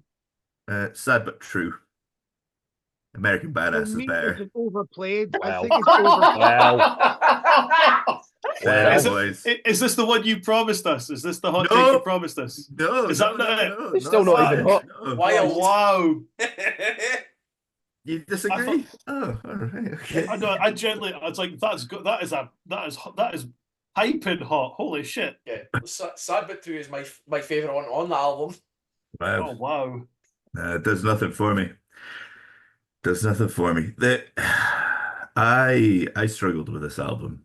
Listening to it again, I really struggled with it because of the problems with overexposure that I've mentioned before. With Master, it's even more worse, and to the point where this is an album that basically this is everything that brilliance becoming normal is what's happened here. We've listened to Enter Sandman, we've listened to Unforgiven, apart from we've listened to Nothing Else Matters. We've listened to these so many times that what our masterpieces are just like, it's good. I'm just it's a victim of his own popularity a little bit for you. Yeah. Oh, yeah. This album I enjoyed listening to the least of all albums up till now, anyways. Yeah, this is I am not a fan of this album. But it's great. I can understand why everyone gets into this. I know that it's important. I know that it's really good. I know that it's sold a fuck ton. But I didn't read. Maybe it is just an overexposure thing, like you're saying. But I think it is for me. When I noted them all down, and then I went and looked, what actually was singles? The only songs I like are the singles. I will say, like Sandman, Sad But True, Unforgiven, Wherever I May Roam, and Nothing Else Matters are great tracks. Everything else, if it comes on, if it's the modern curse of Spotify playlists or whatever, if any of the rest of it comes on, I will skip them. I like A Wolf and Man. I hate That's that. a good tune. I don't think I would that's choose one to I'd go never back and want to listen hear to this live. album. Like I said, I disagree with Martyn with the struggle with it. I think that's one of the better ones. Friend of Misery and God of Fear Light, they're not as good as the rest. Like Sandman, it's got the same thing for me as fucking Sweet Child of Mine. It's been killed by radio play. Yeah. Oh yeah, I never need to hear it I again. don't need to listen to it again. No, I would never choose to go back and listen to this album when they did the the remaster reissue thing Aye. Again, I want to say 2-3 years ago. It was probably 5 years ago or something. Aye. I know they did the expanded thing. You know, everybody, all these bands did their covers of all the song stuff. The one we tried to get Swifty to buy. Yeah, and he wasn't having the 95 quid vinyl. He wasn't. He was disgusted by it. Well, at that point, I didn't have a record player, so I passed. You know, but I did listen to it when it was remastered back then, and this is like, you know, it's like kind of like, it's like Nevermind. It's like Keep the Faith. There's a bunch of albums from that era came about that time, where it's like all this. There was so many singles off it that were on the radio all the time. Like 10 by Pearl Jam's another one, where it was just like that's 4 albums where if you put on the Friday Rock Show or MTV or even slightly later MTV2, you were guaranteed to hear at least 2 of these songs, and it's just like I don't need to hear them again. You know, especially it came out at a time when and I didn't get into Metallica until a couple of years later, but it came at a point where once someone had the CD, when you'd be hanging out with your mates playing computer games or doing whatever, you know, before you could go to pubs, this was one of the albums that went on. This did. Nevermind went on. Appetite went on. All these ones. Probably Peace Sells was another one. Aye. And it was like I've just heard this album like so many times that I don't. It's brilliant. It's brilliant, but I don't need to hear it again. It's became just like background noise, and it's like the sound of my teens. But I don't want to hear it again. I can listen to it, but not regularly.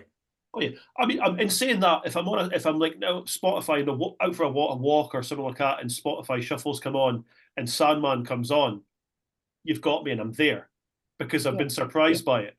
But I would never choose to go. I want to hear it or Sandman. No. I only need to hear Sandman again in 2 contexts. 1, they're playing it live, and 2, the Sandman's making his entrance. Yes. Seriously, that's it. Yes, I agree. And I've been lucky to have both, so I'm at peace. It's fine. Metallica playing in Sandman. Yeah, there we go. Yes. If we line them up, it's the best I'd thing fucking ever. love that. That'd be brilliant. Somebody get the rest of his own credit card out. Dennis, where's Dennis? Dennis, we're trying to book Lars. Come on. Yeah. We need to book Metallica, Sandman, and Martyn wants a Nash singlet. Come on. Hurry up. Hurry up. One day you'll get it, Martyn. We'll get him. Yeah, the 2 listens I did to prepare for this are probably the only 2 listens to this album I will do in the next 10 years. Yeah. Fair enough. It just does nothing for me. It's slick. It's too slick. It's too slick, is it? You know what I mean? It's like it just doesn't. I mean, like it is what it is. It's that way for a reason. They were trying to break through, make it a bit more mainstream, make it broad, make it palatable, radio friendly. It worked, but see, I don't know if that's what they were trying to do. I think that's what Bob Rock was trying to do. Oh, absolutely. Well, that's what the label were trying to do. I think that's why you've got like, especially through the next fucking 1, 2, 3, 4 albums. I think he was on before they canned him again. I think Bob Rock had far too much fucking influence on them. Yeah. Well, at one point he was like a fifth member of the band, and he was. We'll get to it, but yeah. They come out after this one. It's just like he didn't like working with us. We didn't like working with him. Oh, let's do another 3 albums together. That doesn't make any fucking sense. So there had to be something going on at Q Prime level, probably. Right. Yeah. Definitely. So the Black Album is super important, but it doesn't mean to say that we have to like it. It's okay to not like things that are popular. It's fine. It's not that I like it. We just don't want to listen to it at the time. Yeah, that's the thing. It is good, but I'm never. I said, like, we've now covered 5 albums, and the first 4 albums I will go back to over the Black Album any day of the week. Like any time of the day. Those first 5 albums are still the top 5 albums they've ever released, and I will hear no different. And I will hear no different. Right. Agreed. No, you're right. You're totally right. It's like, no, people could argue and debate that, but they'd be fucking wrong. Yeah, do it. I would take the Covers album over Black Album. All right then. These are the top 5 studio albums they've ever released. Thank you. Yeah. Right, studio albums. I mean, there's okay.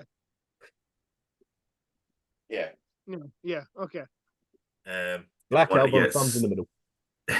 It's great. It's great. It's just, it's too much.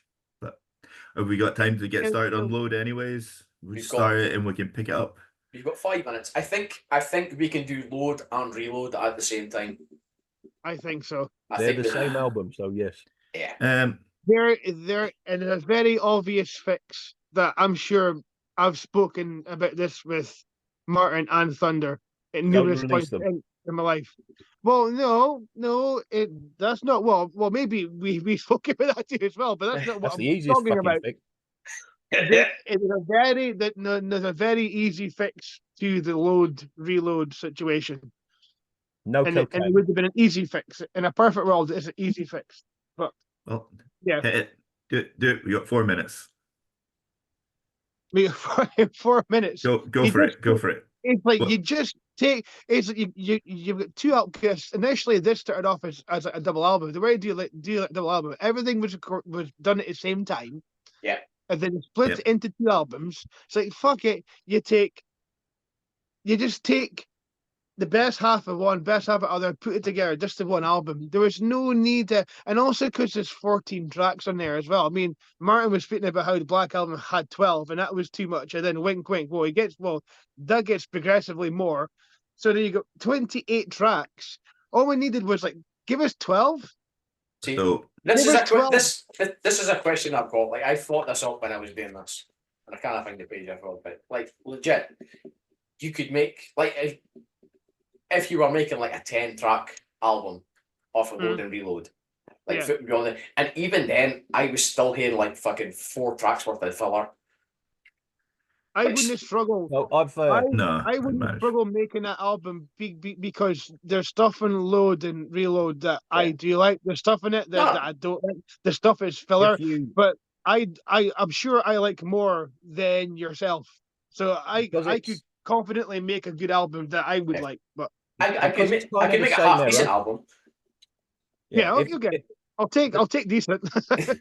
the 2 albums being on, make one album out of them is always a nice conversation to have because inevitably somebody leaves off something you like. Aye. I kind of agree with Vago there. For me to get a load, reload, smash together album, I would then need to throw in tracks like No Leaf Clover, Minus Human from S&M. I would Well, need to I throw find in They that Disappear I've because it's all got- the same era. I've got 6 that are nailed on that would be in there, and the other 4 are just they would be filler. Like Yeah. it's neither they're bad, they're just To use the band's own phrase from the documentary, they're all stock. Stop. Stock. What do you mean? A lot of these albums are just pish. There was a quote about this. I think Lars said if we did a double album, it would have been a lot more material for people to digest, and some of it might have gotten lost in the shuffle. And even when they spread out over a year, it happened. It was let's be honest, a lot of this deserved to be fucking lost in the shuffle. it was shit. Yeah, it was. Well, And it's I think that that's it's one not good album. bad. It's neither it's not bad. It's just A lot of it's bad. I've always There are said this. definitely I've songs- always there's said this definitely about. songs I've on always these said albums this that about I these like that you albums. guys Is don't like. these albums have good songs. They just don't have good Metallica songs. there is good stuff on them, but there is bad stuff on them. But for the most part, they're just steeped in mediocrity.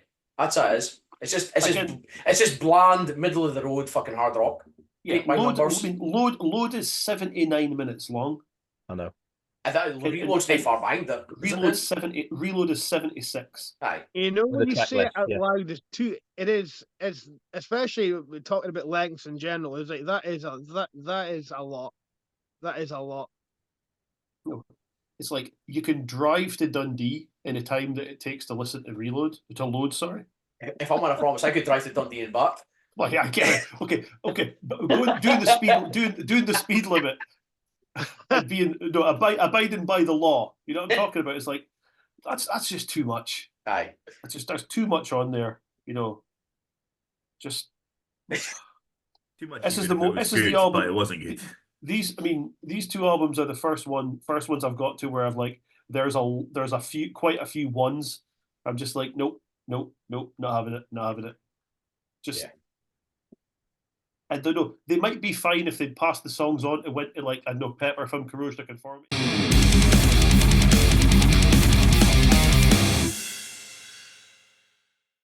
Swift, cameras off. Cameras off. Yeah, Swift. don't worry about it. Technology. And There it's we go. back. Simple press of a button. I was trying to be invisible because I was crying tears after the Unforgiven slander. Not just my favorite song of all time, but then I would have. But anyway, there you go. On you go. On you go. Just whiny and Tony. That's all I'm saying. Like anyway, but load. I fucking love Unforgiven. Speaking of Speaking of whiny shite. and groaning, yeah. I enjoyed Load up until about halfway through Bleeding Me, and then it kind of went too long, and then that signaled the change into shite for me. But I did really enjoy it up until then, and I enjoyed listening to this more than I enjoyed listening to the Black Album or Kill 'Em All. I will say Load, for me, the scores are higher for the first 5, and then it just drops considerably. Yeah, I thought Wasting My Hate's alright, but the rest of it is just it's a lot of 2s and 3s. For me, I hated Wasting My Hate. And I will say, favorite. I know there's been a lot of thing about here being Ronnie being the worst track on the album. It's Nate. Oh, I hate Ronnie. Mama Said is worse. No. I liked Mama Said. No. It's worse. Mama Said's fine. It's nothing. Mama Said's all right, but going through this album this time round, sitting and properly listening and taking notes, like I said for the other albums, listening to it after all the other ones, it becomes so much clearer how much of a fucking country and western album this is. Yeah. And there's a lot. I don't know if they, as well at points. Yeah, I don't know if they tried to put too much alternative stuff in here. I don't know if that was Bob Rock throwing them in there, but it's like when Motley Crue did a grunge album, or it's it's awful. It's no fun. Like, as we all know, the best grunge album done by a grunge band is Carnival of Souls. Okay. Like, yes, we've covered this. That seems to be what they were aiming for, and they've ended up with the Motley Crue version. I mean, I will agree with you on something there, because there's nothing on this album that is as good as Childhood's End. No, it's not. Wow. Oh no, it's Nothing? Yeah, I don't know.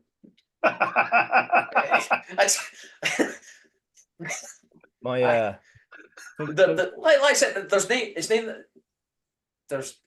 there is good stuff on the album, and there is shite, but a lot of it is just taste. There's no taste. It's just bland. Yeah, there's no seasoning. For me, there's 6 decent songs on Load. It starts so it's just so boring to start with. The first 3 songs, just like, is that it? I say that. And then Ain't My Bitch is my favourite song of a Load. I really like Ain't My Bitch. I really like. Ain't My Bitch. I've liked it in the past, but for some reason this time it's just like, no, it's not doing anything. And then 2x4 and House That Jack Built, they're just crap. And then you get 4 good ones. You get Until It Sleeps, King Nothing, Hero of the Day, and Bleeding Me, and I like all 4 of those. Correct, me too. And then you get 3 songs: Cure, Poor Twisted Mean, Wasting My Hate, which are some of the worst things they've ever done. I would agree with that. Yeah, I disagree. Yeah. I think Wasting My Hate's one of the stronger ones on there. Yeah, I think Wasting My Hate's probably, for me, it's the best song on the album. I generally do like that one. I mean, like, I agree with most of your opinions on most of the other ones. Still, I mean, but other one, King Nothing is one where it's weirdly became like a fan favorite, and I don't know why. I like it. I generally, I just like it.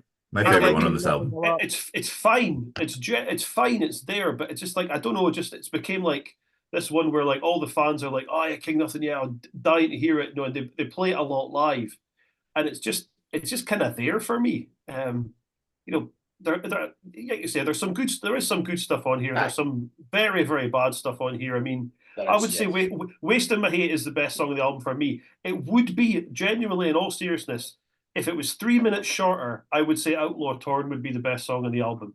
See, here, me and Thunder spoke. I don't know if Thunder still feels the same way, Because I really like the Outlaw Torn, but I agree with you. If it was shorter, it'd be even Well, better. I And I think know I that haven't got to You know do what, it the yet, problem- but the the S&M problem with version of Outlaw it is Torn- fucking brilliant. But Yeah, Outlaw- S&M well- version's the one. Outlaw Amazing. Torn, you realise Outlaw was supposed to be longer. They cut it. yeah. Um, I think that's I scored it low, and I think it's because it's that fucking long. The It's why it scored so low for me. For me, I love Outlaw Torn, but for me, it's because the S&M version, the live version, is so much better. oh, Oh, it's definitely. brilliant. Yeah. Yeah, S&M But- version yeah, has and- elevated it for but- when I go back to it with load. I like it more than I Yeah. did before. The most- Definitely agree with that. Probably my most random song like on the album is Thorn Within. Okay. I like Thorn Within. That's just that's just banging It's middle. fine. It's fine. Yeah, it's not bad, but it's not good. It's just Yeah. there. Again, yeah, it's what I'm working me. with this album. Yeah. There's just not a lot going on. No, And it's like Bleeding Me, I love that track, but another one where the live version is superior. Well, Yeah. There's none of the songs that are on this album that are on S&M. The better versions are all on S&M. Yes, And they are. it's the same for the real. I think there's only one or two songs from Reload on S&M as well. And And then you get Fuel Again, and Memory Remains. is that it? Yeah, okay. Devil's and Dance. then And Devil's Dance. the better versions are the ones on S&M. Yeah. By Well, by I a looked fucking up mile. the 5 times I've seen them. There's been nothing up a load. Reload, they played Fuel twice and Memory Remains once, but there's been nothing off a load Yeah. they've ever played twice. Never played the times I've seen them. I've had King Nothing, Yeah. I think. I've had King Nothing and I've had Hero of the Day. But I think I've seen them 7 times now, 6 or 7 times. Aye. But Hero of the Day sums up where this album sits for me, because Hero of the Day I really like. I would It argue makes my top 3 in the album, but I know it's not good. Hero of the Day, you could pick Kelly Jones on that, it'd be a stereophonics track. Yeah, you Yeah. could. That's what I mean. Genuinely. Genuinely, like a lot of these tracks, like I said, like I was saying earlier on, had they handed them over to like Corrosion of Conformity or another band, and it's like, oh no, Metallica are like, they're dishing out tracks, we've got this, but we don't have enough album space for them. We're only gonna do a 10-track album, and they dished out some of these tracks, and they'd be really good, and they would probably be more appreciated. Aye. Instead, but it's just like, a lot of these tracks, like, are such a, like, I'm not saying that I'm having a Masha Styles is a bad thing, but there's such a Masha Styles on here that it's like, you've got country and western, you've got them trying to be a little bit like old Metallica. You've got Ronnie, where it's just like, yeah, we know you like ZZ Top, we fucking get it. But come on, lads, it's like, oh, Jesus. There's even a little grunge. I think, I don't know if it's this one or if it's somewhere on Reload, but there's definitely some grunge influence as well. And you're like, it's not what I want the from whole- You get that Metallica. bit when they start playing with the vocals and stuff. Yeah, Alternative it's album. weird. Well, it's not quite metal, it's not quite rock. It's that kind of floating about in between that alternative Aye. music Just period. Pick a That's not fucking what lane. Metallica were. Basically that's the message we have. It's like, just pick a fucking lane. Yeah. If James wants to go and pretend to be a cowboy and do a solo album, fucking let him. Yeah, do a solo album, yeah. Yeah. Well, they're not fans of side projects though, are they? So Well, That depends whose it is. As we found out from these 2 albums. Yeah. Yeah, no, I've not got much more on Load other than Oh. it's not good. Yeah. I thought Reload I think is much the same. Like, there's a handful of good tracks. There's some shite on there, but for the most part, it's just middle of the road. So that I'd say like If we're jumping on to Reload is the kind of opposite to what I thought about Load. I think Reload starts really, really well. yeah. I think the first 4 tracks on Reload are my favorite, and then after that it dies. first 3 maybe. There's an Unforgiven on there. Shushed you. Well, come to this in a minute. Shushed. There you go. Relax. Which is the worst of the 3, admittedly. yeah, Fucking behave yourself. By far. yeah. Ooh, Unforgiven I'm not- 3 is better than Unforgiven 2. I don't think I've thought about it. in that Unforgiven way, 3 is but better than right. Unforgiven 1. Right. Fuck off, you fuck. But we'll get there when we get there. But yeah, Unforgiven 2 is the worst one of the three. Other than calm down. Have a on think. Reload. Calm down. On Reload, after tracks 1 to 4, the only song that I've got a score other than a 1 for is Low Man's Lyric. Fucking hell. I really have a problem. One. Jesus. I really have a problem with this album. Low Man's Lyric is just a poor man's Nothing Else Matters. I generally don't like Carpe Diem Baby, Bad Seed, Wild Things, Prince Charming, Attitude. These are just rubbish. Prince Charming is one of my strongest ones. Generally terrible. Feels great. I mean, look, it's not classic Metallica, but it's great. No, I like Memory Remains. Devil's Dance is really good. Unforgiven 2, honestly, and I know I'm so angry with you. Unforgiven 2 for me is the best song on the album. Get fucked. It really is.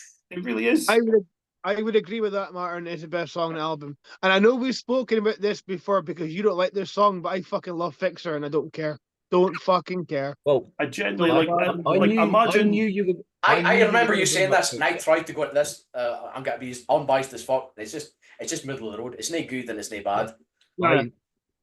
I knew you were going to bring up Fixer because you've always had that opinion of it. Fixer is good because the 7 tracks before it are shit. That's fair. That's fair. That's fair. That's fair. It's like, I'm just glad there's something good happening.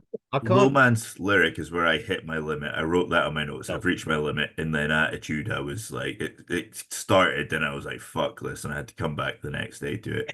And I wrote, no more, not today. I'm taking a break. I know. There's only 2 more songs, but they're called Attitude and Fixer with 3 X's. So I'm way to go try and get some meth, is what I wrote down.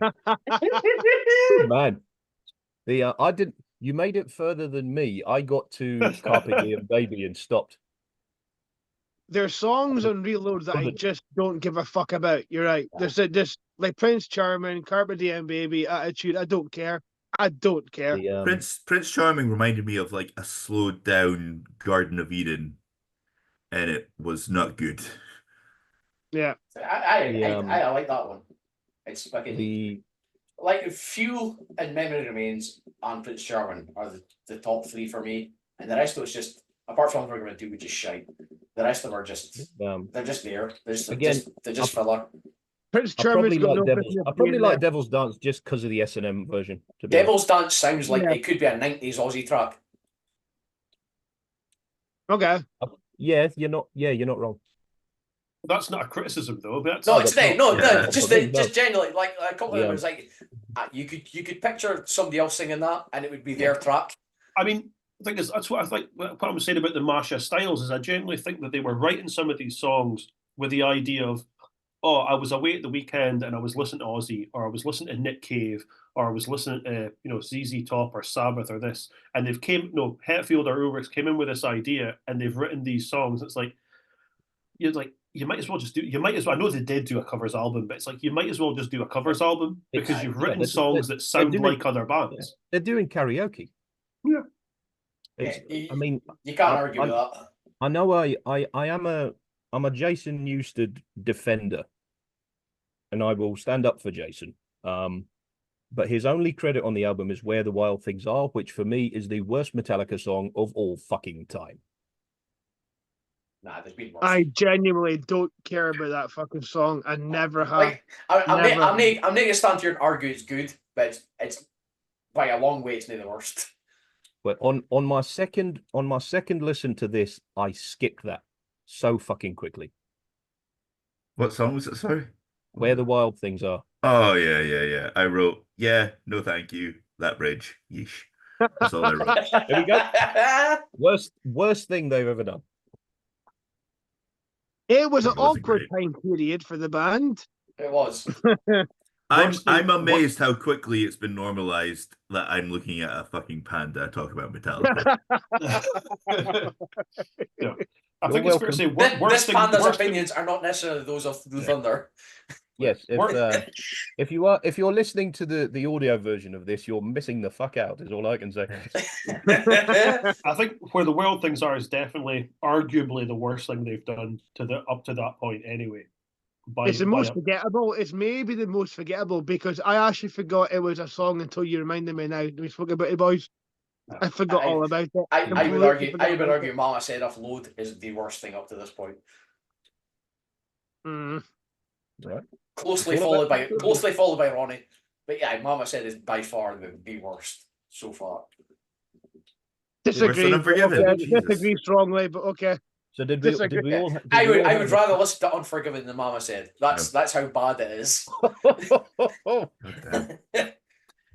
Did we all have Calm a the fuck favorite and not a down. favorite for this one? Also, my least favorite on this is Unforgiven 2, unless you haven't guessed. But yeah, I couldn't pick a least favorite, but for me it was between Fuel and Devil's Dance.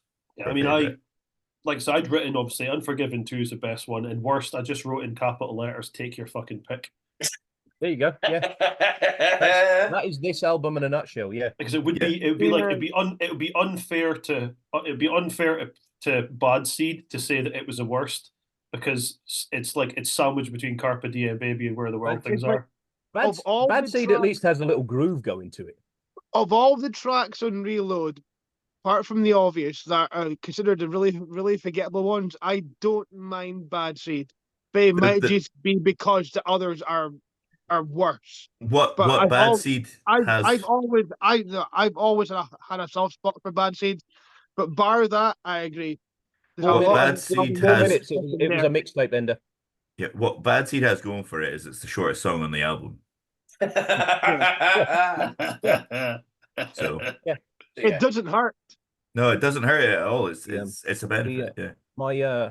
My summation of the Load Reload albums are, you can go by the cover art. One of them is covered in piss and one of them is covered in wank. Yeah. And that is these two albums summed up. Yeah. Blood and cum. Agreed. And then we think, just as Metallica couldn't get any fucking worse, we hit 2003.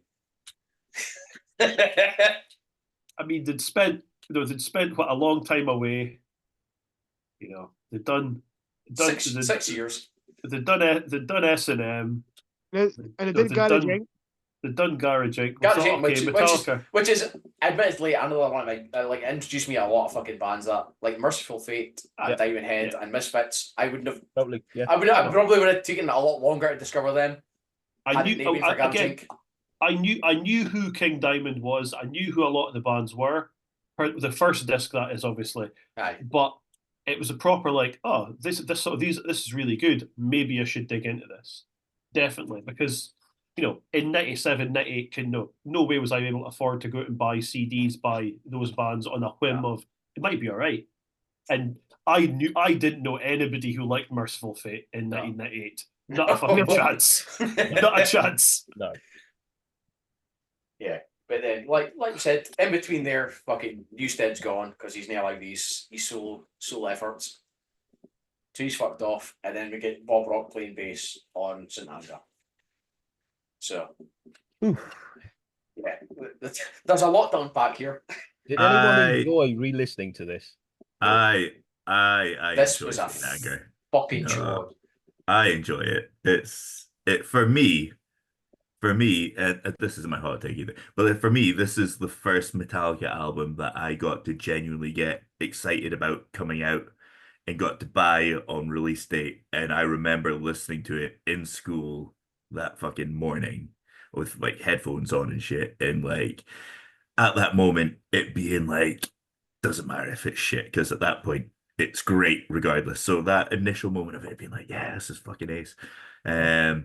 I was just saying, we did the queuing up at midnight to buy it. Yeah, we did. Yes. This is the one that killed Metallica for me up until I saw them at download in 2006. Because this was when it was released. It was the release date was pulled forward because of the Napster thing. Yeah, and so the release was pulled forward, and I remember it was midweek, and we were out. It'd been announced that it was coming out it was like a Wednesday or a Thursday or something. It was like 10 days before or something. Aye, so we were out anyway. It was like, right, we're in a pub, we're going to go to One Up, queue up, buy it. Obviously, they're going to be playing it while we're waiting, but no, you weren't in the shop very long. So you heard the first two tracks, in a pocket, back to the pub, it'll go on at work the next day. And then, you past the first two tracks, then you hear it, and it's like, oh, for fuck's sake, what's happened here? It's And like, this was like, and I was so looking forward to this. And I'd heard, I think St. Anger, the song in St. Anger came out before this. And so you just thought, beforehand, yeah. Yeah, so you just thought, okay, drum, like, I know it's going to be easy to slag off a drum sound, but the drum sound is part of the problem, is probably a huge part of the problem with the album, where it's just like, it gets to the point where it's unlistenable, because all you can hear is that fucking drum. Here's my take on it. It's like Lars heard Slipknot in like 2000, and with this drum tech, I was like, yeah, that drum sounds pretty cool, man. And his drum kit was like, Jordison's pretty good. And he's like, no, the guy with the nose banging the snare drum and that cunt with the fucking clown mask banging the fucking beer kicks. That's what I want. That's all I want. And that's what the drum tech's like, all right, that's what you're fucking getting. And like every track, he's like the fucking Kool-Aid. Like some of it, there's a lot of potential there. Like the riffs are fucking great. And there's like the fucking Kool-Aid man banging through the fucking wall with his drum sound. It's like, it just ruins everything. It's like, it's so the thing is, like, I know that drums obviously have to be prominent in the mix, but it's so prominent in the mix. It's just it's jarring at points. Like even when you start enjoying stuff, like I think Unnamed Feelings is one of the better songs on the second half of the album. Yeah, but the drum sound just takes you it takes you right out of it, because you're like you're enjoying it as going on, and then it's just like that clang, constant clang. So it's just like, particularly on headphones, it's really fucking irritating. So I found this review. This guy was trying to justify it like 10 years later. This review he'd written, and this was the best excerpt or review I've ever fucking read in my whole life. So it says, it also helps to listen to it on vinyl, where the album is broken up across 4 sides. You get an intermission between every 3 songs or so, and it's a lot less of an onslaught to listen to the album as 4 20-minute sections than one huge 80-minute wall of confusion, therapy sessions, and rage. Who said that, man? By far the most accurate review of anything I've ever seen. It's like, well, don't make a 75-minute album then if you're going to put that. No, I'm not having that defense of it. No, it's like it's an onslaught, but Rain and Blood's an onslaught, but it starts and it finishes, and you're like, I fucking want more of that. Aye. You know, okay, the drum sounds a lot better on that, but it's an onslaught. So I'm not having that. You know, like, it's just, you know, it just takes you out of it. I think that on the topic of the drums, this is where song length starts to become too much of a thing. Well, yeah, they still have the sections where there should be solos, but there's no actual solo, well, so there's just nothing there. Well, that's the other elephant. The first elephant in the room is the drum sound. The second elephant is the fact there's no solos, which was a decision. But which would be fine. But they still have those empty solo sections. I think there's 3 things that ruined this as a 3 things that contributed to fucking making this a bad album. One was the fact that they said to Kirk, "You're not getting a solo." The second one was Kane, the producer, as a fucking bass player. He's got far too much input. And the second one was, we all have to be in the studio working this together. And Hetfield was only working like 4 hours at a time at that point. Yeah, because he was doing his program for rehab. His rehab, yeah. And I think those are the 3 main things that ruined this fucking thing. Like you look at this, like the documentary, and you can see that's where they fucked it. Bob Rock, he can play bass, but he's not a bass player. Yeah. Like the bits are infinitely better when fucking Trujillo comes in and plays them live. Yeah, infinitely. Oh, definitely.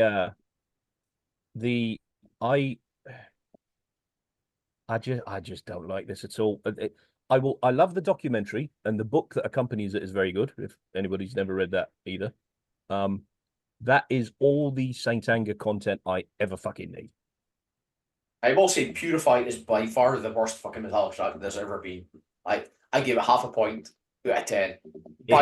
By far it's the worst. It is. I was just gonna say everyone talks about the snare, but if you listen to Purify, listen for the double kick towards the end, and it's just fucking miserable. It's so bad. I was going to say, for me, it's all nostalgia, so it's hard for me to hate on a lot of this, because even though it's terrible, it's just laced in nostalgia for me. The thing that annoys me is that there's a lot of potential. That's the thing that annoys me most. Just like St. Anger, it could be a belt with a fucking track if it was fucking 3 minutes shorter and had a solo in it, and the drums weren't so fucking jarring. I love Frantic. I love like yeah. No, I've heard it. that's I've the heard best it song far on too it. many times. There's tracks on this album that if just reading the track listing now, I think I like that and I like that and I like that, and then when I listen to them, it's like, oh no, I like a third of that song. I don't like the song at all. I will say, I like the the bits that you hear in the fucking film. That's the bits that have burrowed in my brain. Yeah. I think for me, My World, Shoot Me Again, and Sweet Amber. Well, Sweet Amber's the best track, and I say best. It's like 4.5, and that's only because the drum sound is, for some reason, they've turned it down. It's not as jarring as the rest of it. But those are the three. If you put a solo in Sweet Amber, you've got a fucking incredible song. Like I said, there's potential there for it to be fucking great, and they've just fucked it. I said at the start, like, obviously the first time I saw them live was 2 months after this came out. Was it in Earl Court, Martyn? No, this came out in June 2003, and I saw them in August 2003 at the Leeds Festival. Oh, right, So they played a shorter set, but they did play Frantic and they did play St. Anger. But the difference being that when obviously in between the songs, a roadie didn't come out carrying a new snare drum and pop it down in front of Lars and then take it away again. No, it was like it genuinely sounded miles better. Now they didn't add in any guitar solos, so it was still, like, okay, fine, all right, but they played other songs that had solos, so it was okay. But it sounded so much better because live it didn't have that sound. Still had the same, like, and it was Frantic and St. Anger, still had the same bollocks behind it. I think Frantic and St. Anger are the two best songs on the album. I actually really, really like St. Anger. I mean, yeah, there's a bit of editing, a solo in there, and it's a phenomenal song. I know the whole thing with, like, people think there's a little bit of fan service in there with the whole, fuck it all and no regrets kind of thing. But genuinely think there's a brilliant song there. A problem for me with this was, like, this is the start of the era where Metallica didn't know what they wanted to be. I think that there'd been so much criticism of them after Load and Reload that they took, nearly 7 years off, 97 to 2003. And they didn't know what they wanted to be. They did S&M, which was awesome. They did a covers album, which was great. They come back and they do this, and, like, they've got Bob Rock playing bass. He's not a bass player. Like, you see they did the gig with him at it was like a Oakland Raiders Stadium. Yeah, it was Oakland Raiders Stadium. I was what it called last, Oakland Raiders, and they did the gig with him there. And it's like, he's playing, but he's just like, he's a serviceable bass player. Yeah, and it's just like, it doesn't sound right. The gig, in fairness, the DVD that comes with the album is really good because it sounds, the drums are a little less, whatever you want to call it, clangy, whatever. Ting, The ting, ting, DVD's ting, ting. Yeah, the DVD that comes with it a lot better. It does sound a lot better, and it's slightly more listenable, but it's still not great. And I generally think this is the start of them, and I'll come on to it with the other albums where, they didn't know what they wanted to be. There was huge criticism for Load and Reload. There was a huge backlash from this one, which then leads into the next one, which I think then still led into the album after that. And I think even with the last one they've done, they're still trying things because they don't know what Metallica is anymore. And so Metallica basically has became not a massive nostalgia act because they want to do new stuff and they are trying new things. But I think that generally Hetfield and Ulrich don't know what Metallica should be anymore. But they're not brave enough to try anything bold, because when they have tried anything bold, there's been massive backlash on it. I was going to say, because it's easy to fall into be like a greatest hits act. They could become the Rolling Stones, but they don't want to be the Rolling Stones. They want to, but what the fuck are they? It's like Load and Reload. They tried to throw some alternative and grunge stuff at points, and the St. Anger is like they're trying to be a new metal band, but they've missed the boat by about 4 years. Yeah. They've just missed the wave. They're like it's just passed them by a wee bit. Yeah. Yeah. Well, no, it's because it comes out at a point, even if they are in the midst of a new metal wave or whatever, by the time this comes out in 03, people are just like, oh, you're just trying to cash in on what other bands are doing. Aye.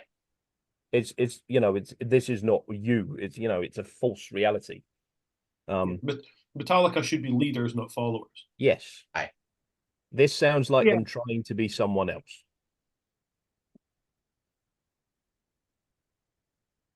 This is also where, yeah, for me, this is where it kind of led into me thinking that I don't particularly like them much, because I then thought, have they released anything good since 1991? Which is a long time. When you think about it, they've had 10 years of releasing really fucking incredible albums, and then a fuckload longer releasing shite. Yeah, can't argue that. Yeah.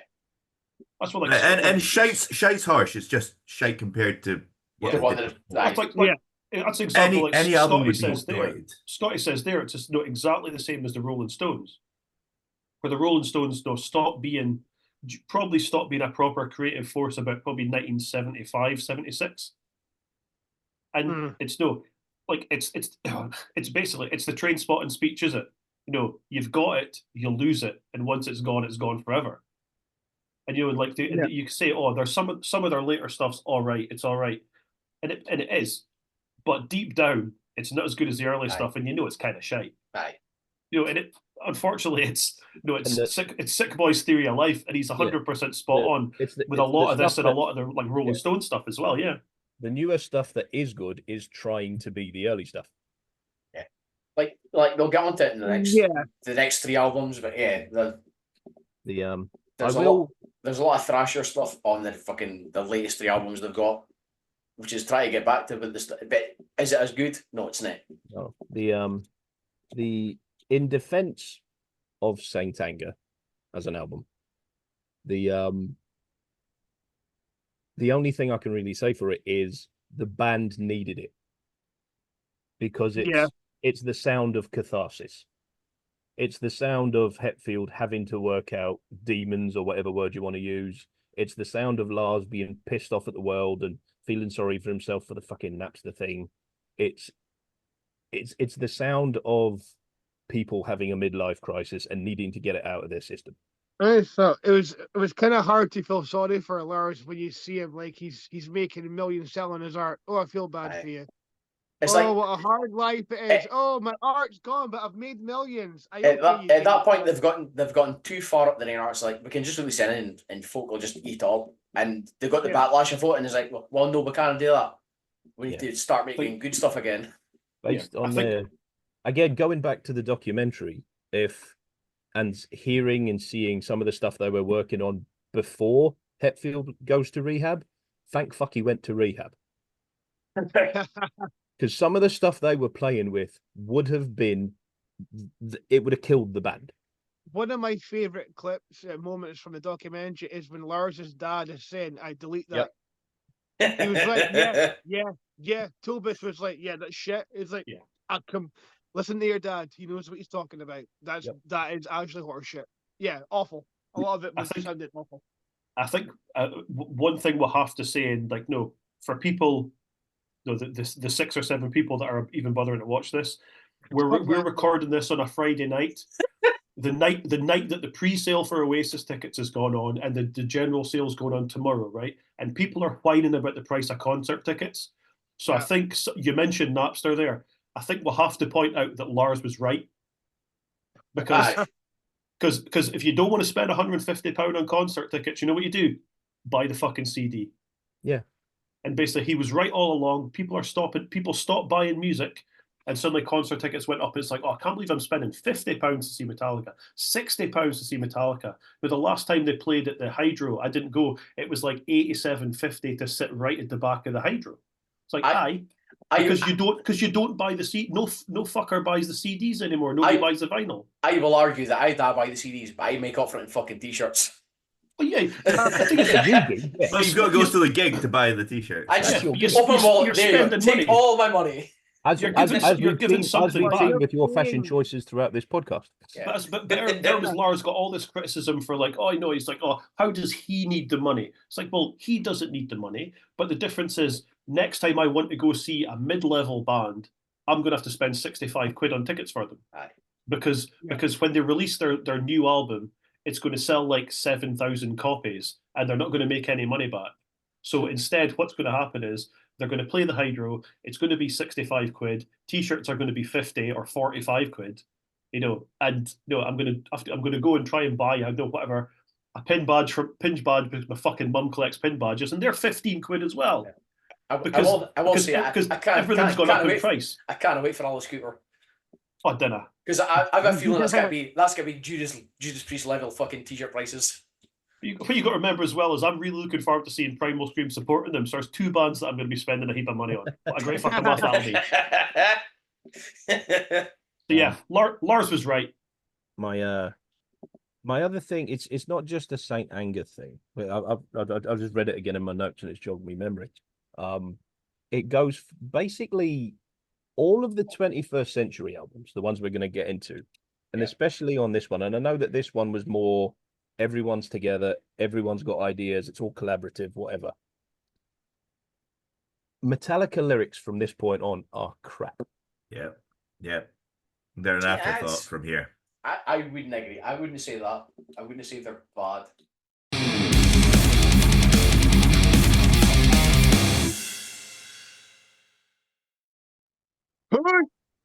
Hey, He's back. and he's back. And Look we're at it. back. We're alive, pal. Yeah. That's, So that's enough Saint Anger. yeah, I think we're done with the dark days, or the darkest days. Yeah, I think Caleb nailed my thoughts on Saint Anger, so we'll move on. Yeah. We now go into another new era for the band. Yeah, like this to me is like the Yeah. This is the yeah. Like at this point, Bob Rock's been canned. They brought fucking Rick Rubin in, which I think is it's a good thing. They've got rid of fucking, like, as good as Bob Rock was at getting the fucking mainstream with them, he needed to go. Yeah, I just say anything just runs its course. It doesn't Aye. always have to be a bad thing or a good thing. Just things run its course, and you move on, and you try something else, and it was time, totally time. It does reek like it's not true because you would have heard about it, but it does reek that there was some sort of under the table 5-album deal with Bob Rock, and they finally got fucking out of it. Aye. Maybe. So here we go. Get to 2008. We've got Death Man Egg. Mm. Now, my first thing with this is that, again, there is, like the last album, there is shared credits on every song in this album between all four members. And I don't care if that was the case or if this is just James and Lars thinking, we got a lot of fucking heat for Saint Anger. We'll just throw the other boys' names on there just in case we get heat again. So it's I think it's 50-50. Like, it did happen, but it was born out of the heat. Aye. Yeah. There's also an element of the first album written with Trujillo, so it's just like, let's just put him on everything. Aye. Let's show we're bringing the bass player on board this time. Yeah, it felt like they were rectifying the Newstead. Like, I was all in Trio because I was a fucking massive Suicidal Tendencies fan. Mm. So when they brought him in, I was like, this is gonna be fucking brilliant. I mean, if he doesn't have any writing credits, he's going to struggle to pay back that $1 million advance, isn't he? So I know it's been sarcastic. I'm not saying he didn't contribute because he obviously must have contributed. There's some like pretty heavy bass lines and stuff on there that he's obviously put his stamp on it, and there is some good stuff on there.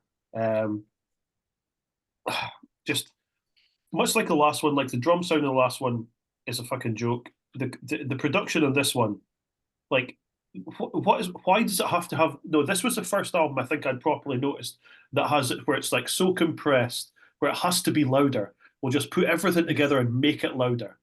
You know what I mean. Aye. It's like there's albums that were coming at a time and just thought it's this whole thing where it's louder than everything else. If you're God forbid you're in a pub with a jukebox, one of these comes on, and it sounds louder than everything else that comes on, and it it takes away from some of the stuff, because it just sounds that kind of like everything's together. There's no divide in like, oh, there's a solo, there's the drums, there's this and there's that, and it's just like, what are they doing? Again, this comes back to what do they want to be? I feel like, and as much as there's good stuff on here, and there is some really good stuff on here, this feels like Metallica saying to their fans, "We're really sorry about Load, Reload, and St. Anger. Here's a metal album for you." Yeah. There's stuff on here that you'll really like, and you'll go, "Oh, that's them harking back to when we really loved them." And some of it comes across as a bit of because there's a lot of stuff on here that is just, I think, heavy for heavy's sake, trying to be old school Metallica. There's a lot of thrash in here, and it's them, and I think there's a lot of stuff here them saying, "We're sorry." Now, I'm not a criticism, because there's some fucking great stuff on here. I like other stuff album. There's other stuff where it's like, this doesn't you summed need it to up be nicely there. Yeah. Yeah, they come right out the gates with This Was Just Your Life, and that kind of sets a tone, and you're like, okay, this is what I've been missing. Metallica are back. Here we go. And that there's even a little bit of like, hesitation before that first solo, and it's like, you're almost like, are they going to do a solo? And then the solo kicks in, you're like, this is shit. Yep. Like, well, the album essentially starts with like a heartbeat, basically saying, "Yeah, we're still alive. It's okay. We're still here." Yeah, it's as subtle as a kick in the neck. Yeah. It's like I always like I don't know if I've said it to anyone here, or it might have been a thing where someone asked me, "Oh, the new Metallica album, what do you think of it?" It's like, it sounds like every Metallica album ever to my ears. And everything you said, Martyn, about it being compressed and stuff is right. I fucking love this album. I've always loved Death Magnetic. I think it's fucking great. I really do. I really do. This is the first of the... Yeah, go Thunder. No, fire in. No, mine was just harkening back to the Star Wars thing. It's like when they did the first of the new trilogy, it was just the same as A New Hope, but everyone was like, "Oh, it sounds great. It looks great. It's like modern Star Wars taken into the new era," and it's like, but it's exactly the same. And that's kind of what this is to me. It's like, it sounds newer, and it's got a new lick of paint, but ultimately they're just doing almost not greatest hits, but they're harkening back to the days where everyone was like, "Fuck yeah." Exactly what they did with that first Star Wars movie, when after the prequel nonsense. It's like, let's get some fan service, get everyone back on side, then we'll see where that takes us. Then we'll ruin it again. Yeah. I say they ruined it, but it's like they came back. It's like basically. Oh, I mean Star Wars. Yeah, what? Yeah, with Star Wars. Okay, I mean Star Wars isn't my wheelhouse, but like, I really like the album because essentially it's like I got what I wanted. And like I got what I wanted. That I didn't get it from Load or Reload. I didn't get it from St. Anger, really, despite the fact it's complicated with St. Anger for me. Death Magnetic gave me what I wanted. Yeah. And I was happy with it. I still go back to this album. Yeah. There's stuff on it, we speak about the instrumentals and that's been a bone of contention for Vigo for the whole evening. There's an instrumental and an Unforgiven this album. Take your pick, which is the worst. Well, for the instrumental, I skip Suicide in Redemption. It's not necessary. Unforgiven 3 is great, so go fuck yourself. And that's it. Great taking a lot of heavy lifting there. Like, it's the best of the Unforgivens, I'll give you that. Well, it isn't, because the first one's the best one, but thank you for chipping in.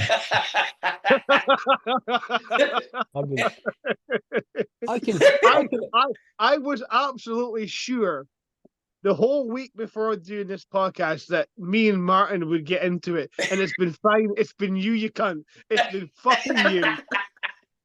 Me and Martyn's been fine the whole night. It's been very pleasant, and you ruined it. He's What the a host. fucking It's heel turn. his prerogative. He's the host. Well, yeah, Yeah. he can do what he wants. Admittedly, the instrumental is the worst on this album. Yeah, there's nothing for me. Like, But apart, I actually bar that. didn't mind the Unforgiven this album. The Unforgiven is actually like it's not great, but it's like I said, it's the best of the Unforgivens. But yeah, Right, it's- okay. But Okay. this That's the best I'm getting from you. the instrumental I- is the worst. Put some lyrics behind it, it's easily a fucking 7 or 8. But For me, Unforgiven 3's got too much nursery school rhyming lyrics. Okay. It's just like, go and write some grown up fucking songs, James, please. And that's just lyrically though, because I kind of echo what Swift's saying there. I got a lot out of this album at the time, and now re-listening to it for the first time in ages, because it just pandered to exactly what my Metallica needs were. As well, like after listening to Load Reload Saint Anger, this was a breath of fresh air. Yes, Yeah. it was. 100% agree. Although I And they knew will. what they were doing. No, like they did that by design because they fucking Oh, of knew. course they did. fucking knew. Yeah. And course of they course did. they knew. The thing with this though is it is the start of them just starting to introduce, let's make this song 8 minutes because it'll feel epic and everyone will think it's incredible, and really it Yep. should have been 4 or 5 minutes and done. yeah, It's there is a got a couple little of this you bit could of the shave Iron 3 minutes Maiden off of thing this. for me. There is a couple you could shave 3 minutes off and it'd be infinitely better. Yeah. But yeah, definitely. I mean, Well, again, we've 75 minutes for 10 songs. It's like, come on, boys. Aye.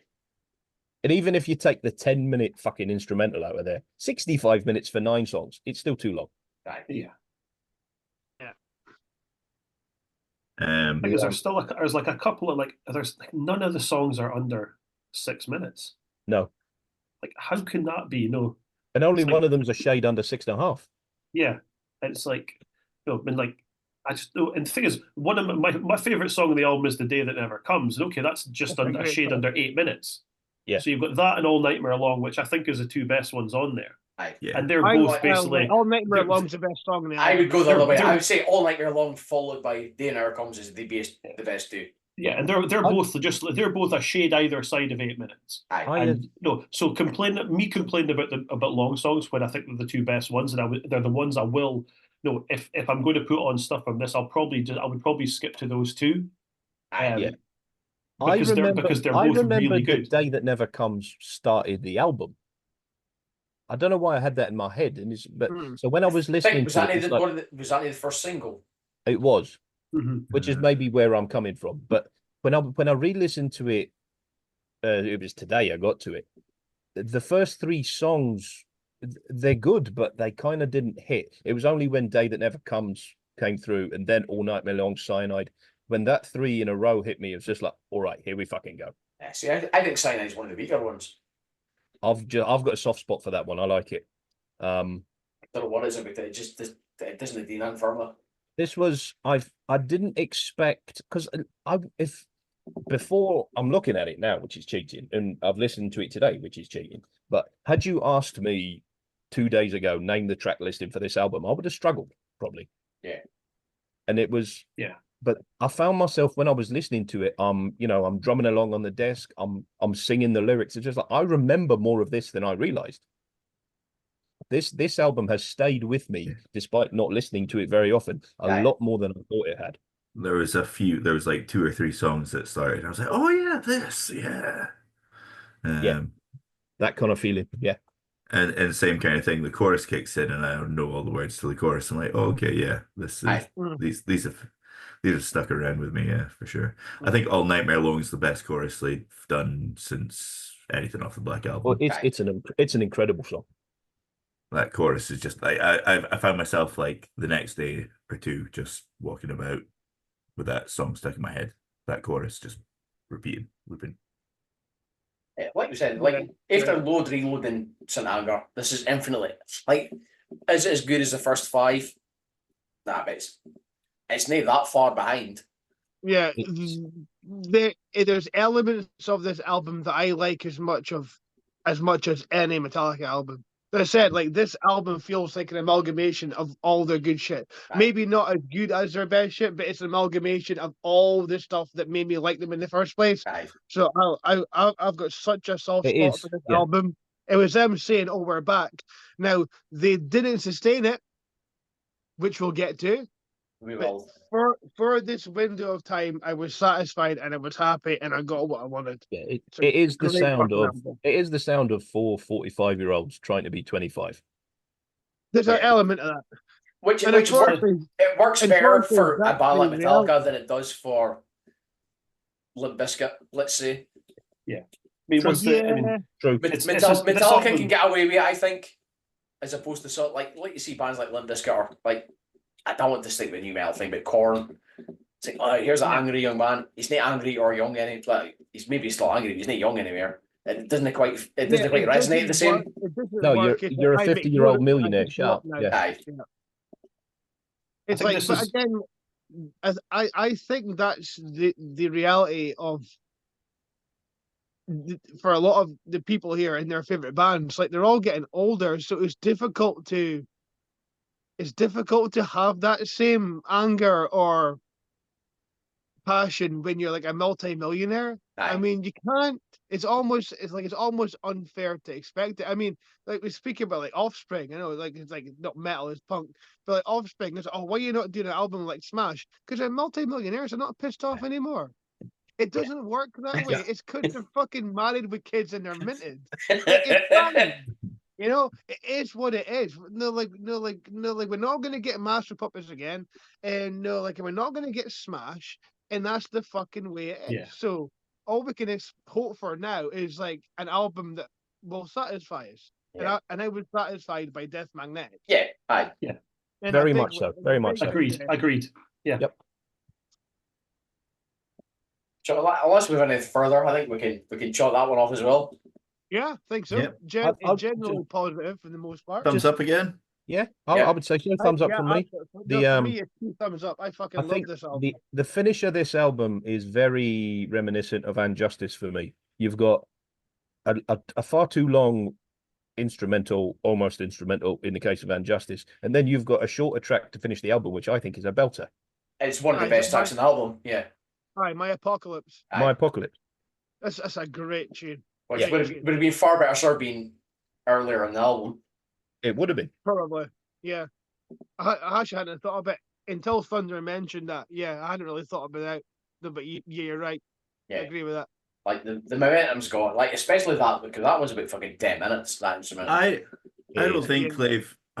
Clave got their track listings right on an album since Puppets. Yeah, you could argue that. Mm, Yeah, we mentioned that Yeah, with the Black agreed. Album, especially. Yeah. I think every album's had this issue. Aye. So But it's also because Ride and Master are although they're longer, but they're 8 songs lean to the fucking point. Aye. You know, and it helps. There we And go. both of them are Done. almost exactly the same track listing. Yeah, they are the same album. Just pick the one out of that.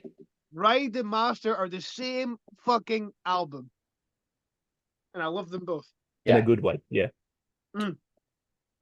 So we go from Death by Egg. Yep. Another 8 years forward to 2016, we get Hard Ride with Self-Destruct.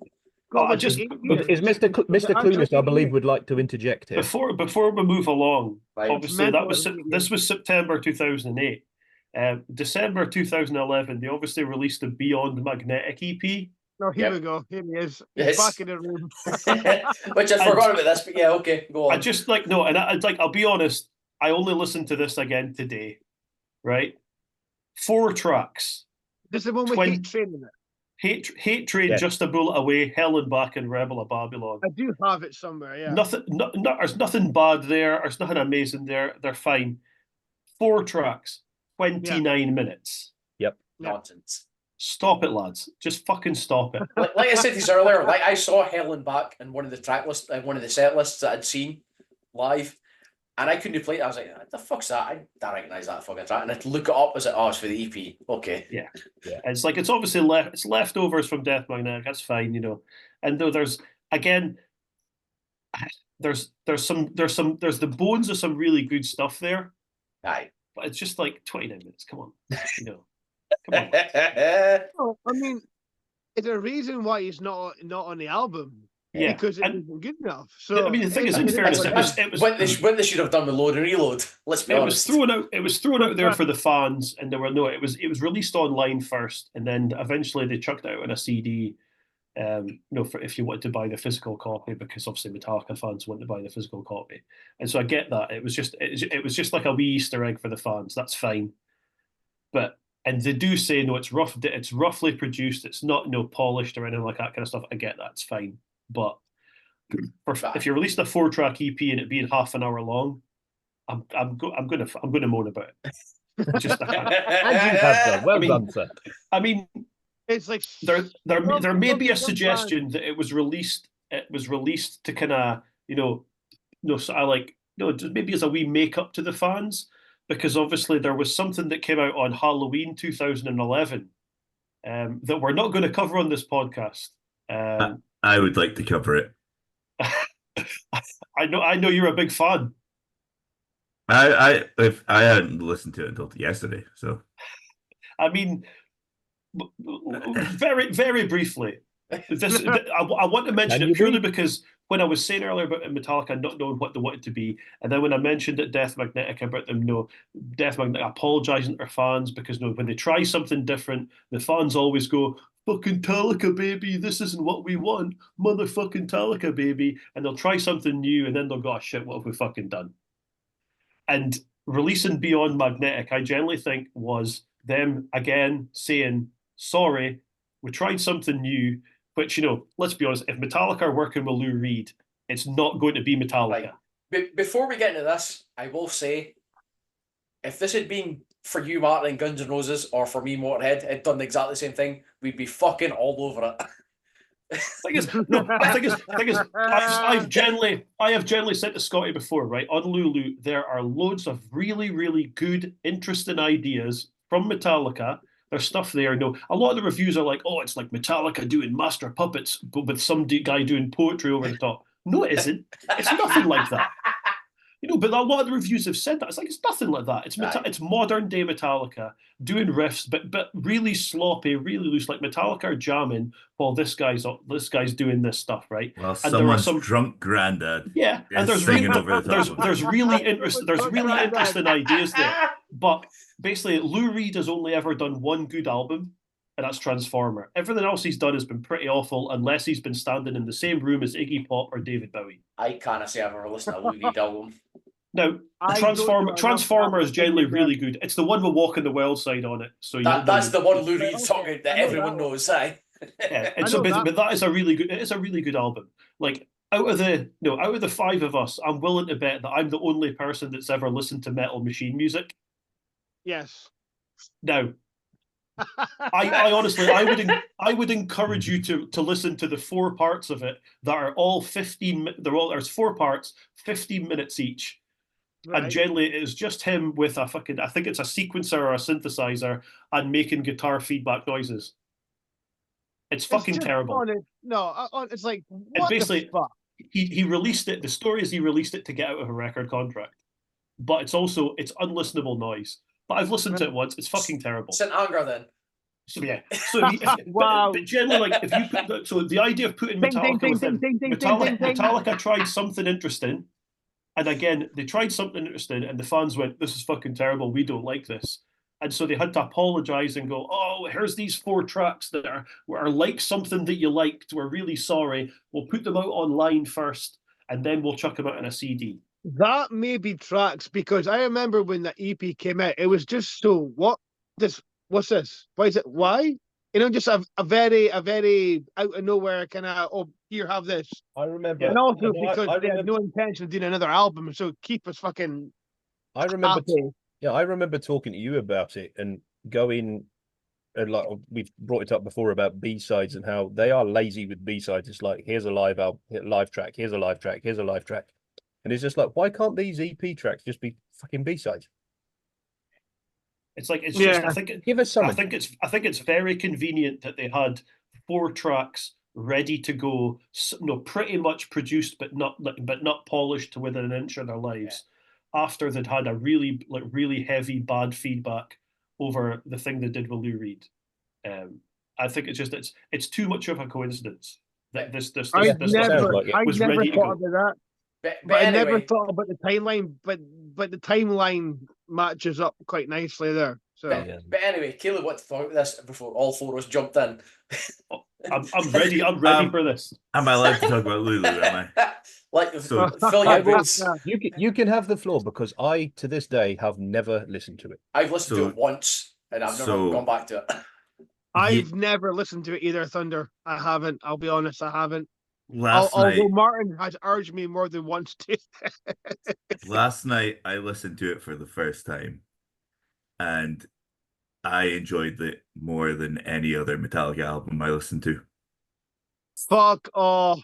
That's- It was Caleb's never fucking- getting booked on the mosh pit again. It was fucking incredible. Okay, right now, it's fucking awful. Right, okay. It's one of the worst albums I've ever listened to. You know what it is? It's a fucking horror movie that came out a few years ago, and it's kind of got a bit of traction underground, and everyone's like, you need to go watch this fucking movie because it's fucking abysmal. And you watch it, and it's the funniest fucking movie you've ever seen. It's You're talking my language, Caleb. You're it's- talking my language. It's unbelievable. How the fuck this ever made it to production is how we have ever been able to listen to this is unbelievable. I can't believe it. There's right. Let me see some of my notes because what did I say to some people? I said during Iced Honey, Lou Reed at 1 or 2 points sounds like AI generated Hans Mole Man. There's a song Frustration, and holy fuck, like genuine. There's some actually really fucking great music playing throughout the fucking song, and then there's the most utter nonsense coming from Lou Reed I've ever heard, and it comes right the way down, and then the whole band kicks in, and it's like, this is genuinely awesome, but it's shite. But like, you've got to get through the shit to get through to that like one bit where they're jamming out and having a great time. There's some genuinely great music amidst all this fucking, which makes it even more bizarre. There's a song, let me see. You're gonna know it, Martyn, for sure. Fuck, what was it? Oh, Mistress Dread, where he's basically just getting domed, and he's talking about getting like wanting to eat her shit and all this kind of shit going on. All this going on. It's like Dino wrote it. And at no point did anyone say, Lou, this is fucking terrible. Can we just not? They were like, yeah, cool, this is great, Lou. Let's go. Like I said, someone's drunk Granda talking about some fucking dom shitting on him. and Hetfield's like, yeah, cool, we'll record that. We'll put that on a record. We'll publish it. Like, it is honestly, it's something else. I had a fucking incredible time listening to it. I've listened to it twice now. The last track is 19 minutes long, and it's got absolutely no right to be 19 minutes long. But I think at that point they're literally just like taking the piss. It's like I said, there's generally I'm so glad like you've such a good review. That's there's stuff on there like the song, obviously the one that everybody jokes about, the I Am the Table, the song The View. It's brilliant. The music in that is excellent. Yeah. Once it gets going with I Am the Root, I'm the Aggressor, that bit in Metallica are flying. It's brilliant. There's moments, where you're like, they're feeling this, and then Lou Reed starts singing. You're like, I don't know what's going on. Like Ice Honey is like terrible. It's like, what, you can't put a butterfly in a jar, all this kind of stuff, and it's like, fuck. I mean, like, so basically, they're just jamming. They just play it together, just fucking calling it out there and jamming. Yeah, basically Lou Reed's thing is he comes up with like kind of stream of consciousness, poetry, lyrics, that are like so obtuse that you can't read what they mean sometimes, Right. and then other times it's about a dom shitting him and then him eating the shite. Right. So he goes from like that, it's stream of consciousness nonsense and stuff, and it's just them just You see with the music, two worlds clashing.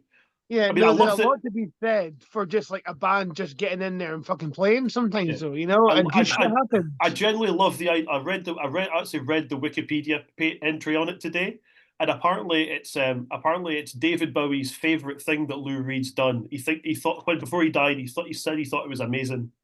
He was like, he's like, basically, people don't understand Lou and they don't understand this. It's amazing. I love it. I'm like, I can really, confirm Dave? it's my favorite thing Lou Reed's ever done as well. Got to say they were on. I mean, it's on YouTube. They were on Jules Holland together as well, but it's obviously because they kind of did some promotional stuff around it, and they did Iced Honey, and they did a really good version of Lou Reed's song White Light, White Heat, which is fucking a good song, really good song anyway. But Metallica doing it with him is fucking great, and I genuinely urge you to check it out. Okay. It is really good. I will. So I'll do that before I listen to the album. I'll be honest. I didn't listen to the album for all the reasons you guys haven't listened to the album. So if you approach it with no sobriety, fuck that. Don't even try that. I do own it. I have a physical copy of it. Just honestly, It's like, treat it like you're approaching a B movie, a B. I am movie. a man who willingly watches a lot of shit knowing it's going to be shit. So listen to know it's going to be shit. It's the exact same thing. It's the exact Get same on experience. vinyl. Get it on vinyl. Like you get it on vinyl. Pushing it. Get Lulu on vinyl. Hurry up. Come on. Buy it Get now. fucking started. That was my hot take. That's a nice little side quest. Thank you, Caleb. I enjoyed that. Thank you. There was my hot take. There you go. That was your hot take. That's That was. there's our little a bottle roasted episode hot of the take. series just to save some money. Well done. I've earned my wage. Yeah, you can go now. It's fine. There's a genuine Lou Reed and Metallica sealed original 2 LP vinyl on eBay for £199.99. Go on, Martyn. or you can have it signed for £912.09. Fucking hell. I mean, he's dead now, so obviously, Yeah. I mean, I could buy that right now. I'm not going to, but I could. I absolutely could. If you buy the buy the unsigned version, I'll sign it for you. you can't buy the 2 CD version for $5. That's all I'm saying. I've actually got the CD of it. I did buy the CD, so yeah, bargain. So fucking what a side mission that was. Lou Reed, Metallica. Yeah, no notes. No notes. No notes. Perfect. So anyway, I just thought it would be unfair to do a Metallica podcast and not cover what it actually isn't their worst album. So again, I enjoyed it more than any other album I listened to, and I listened to the rest of them. So that's wild. That is I understand why you're saying it, but a part of me just doesn't know why you're saying it. It's an important thing. We spoke about it earlier. It's not the best, but it's your favorite, and that counts for a lot. The thing is, there's generally a lot of reviews, and like it's on the Wikipedia. There was genuinely a lot of reviews where people were like, guys were coming out from like Rolling Stone and all these kind of Louder and all these places saying that this is. I think the quote somebody used this whereas Metallica were in the waiting room of the Last Chance Saloon, and then they released this. Like people genuinely thought this was going to be it for Metallica. They fucked it big time by releasing this. It's like this was going to be the end of Metallica's career. Well, it's like they're fucking Metallica. They've sold 1 billion albums. They can do anything. They can do anything they want.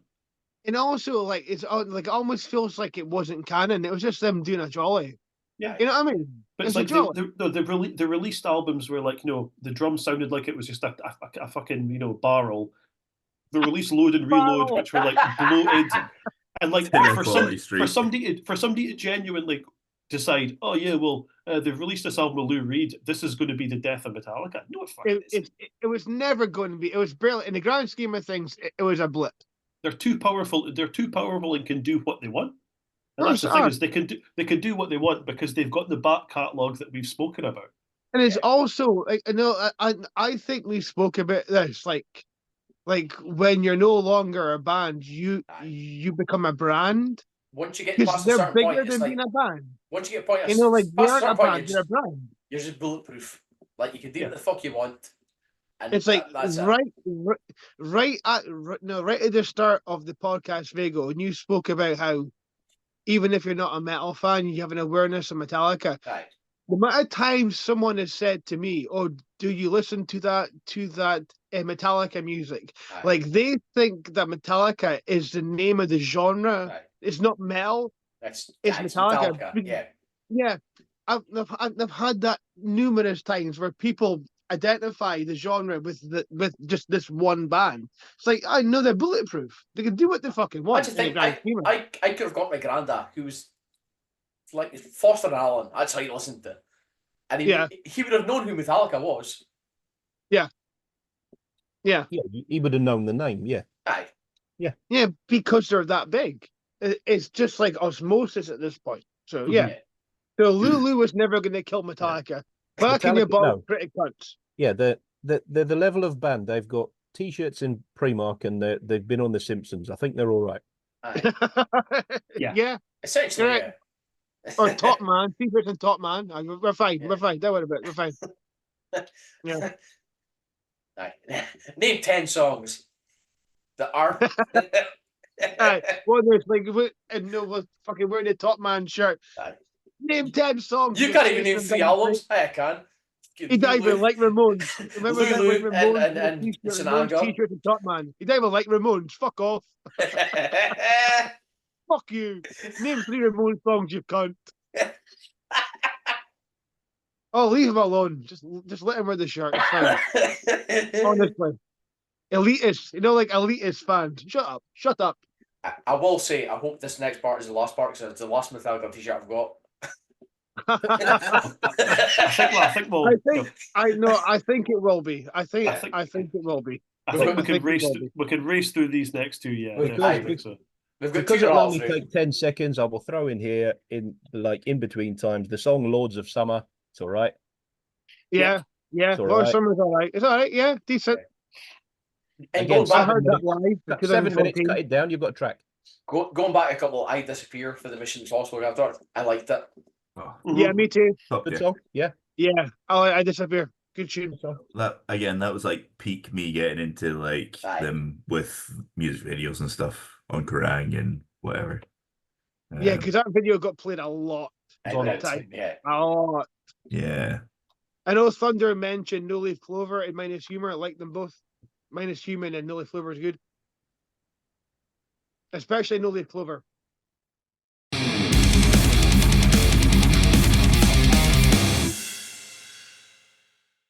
Thank you. I appreciated that. No one heard it, but I appreciated what Martyn just said. Oh no, I heard it. And I'm okay with that. Oh, they didn't hear it, right? Yeah, okay, I'm with you. In jokes. That one was for the boys. Right, so we're back for this last part, hopefully, because I'm running out of t-shirts. Yeah. As good a reason as any. Like it's just a big 4 t-shirt. I've not even got this strictly Metallica t-shirt. That's what I'm doing now. The Big 4 was a good time. It was a very good time. Saw that in the cinema, sat next to Mr. Clunas, just asking me if every song was Indians.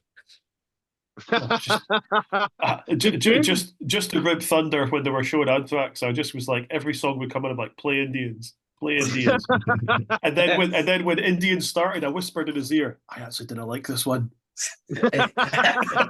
Is this caught in a mosh? Which the thing is, Indians is generally like probably one of the top like 3 Anthrax songs, but just the idea of winding them up, going, I don't like this. You did. You got me entirely. Bring the noise. Bring the noise. Your favorite quote that night of mine was is this Indians? Is this Indians? And then when Indians comes on, you finally like, what's this one called? Is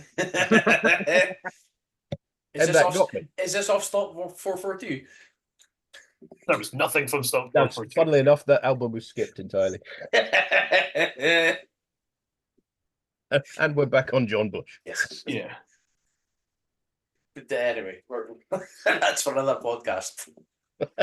Oh, We'll yeah, be back to that one. We'll be back in 2025 with the Anthrax John Bush era podcast. But right now, it's time for Metallica. Yeah, we're on 2008, 16 even. Please don't make me go back to 2008. No, because we have to cover Lulu again. I listened to it once. I gotta listen to that again. Yeah, no. 2008, we were still training in Fife. Let's not. Yes.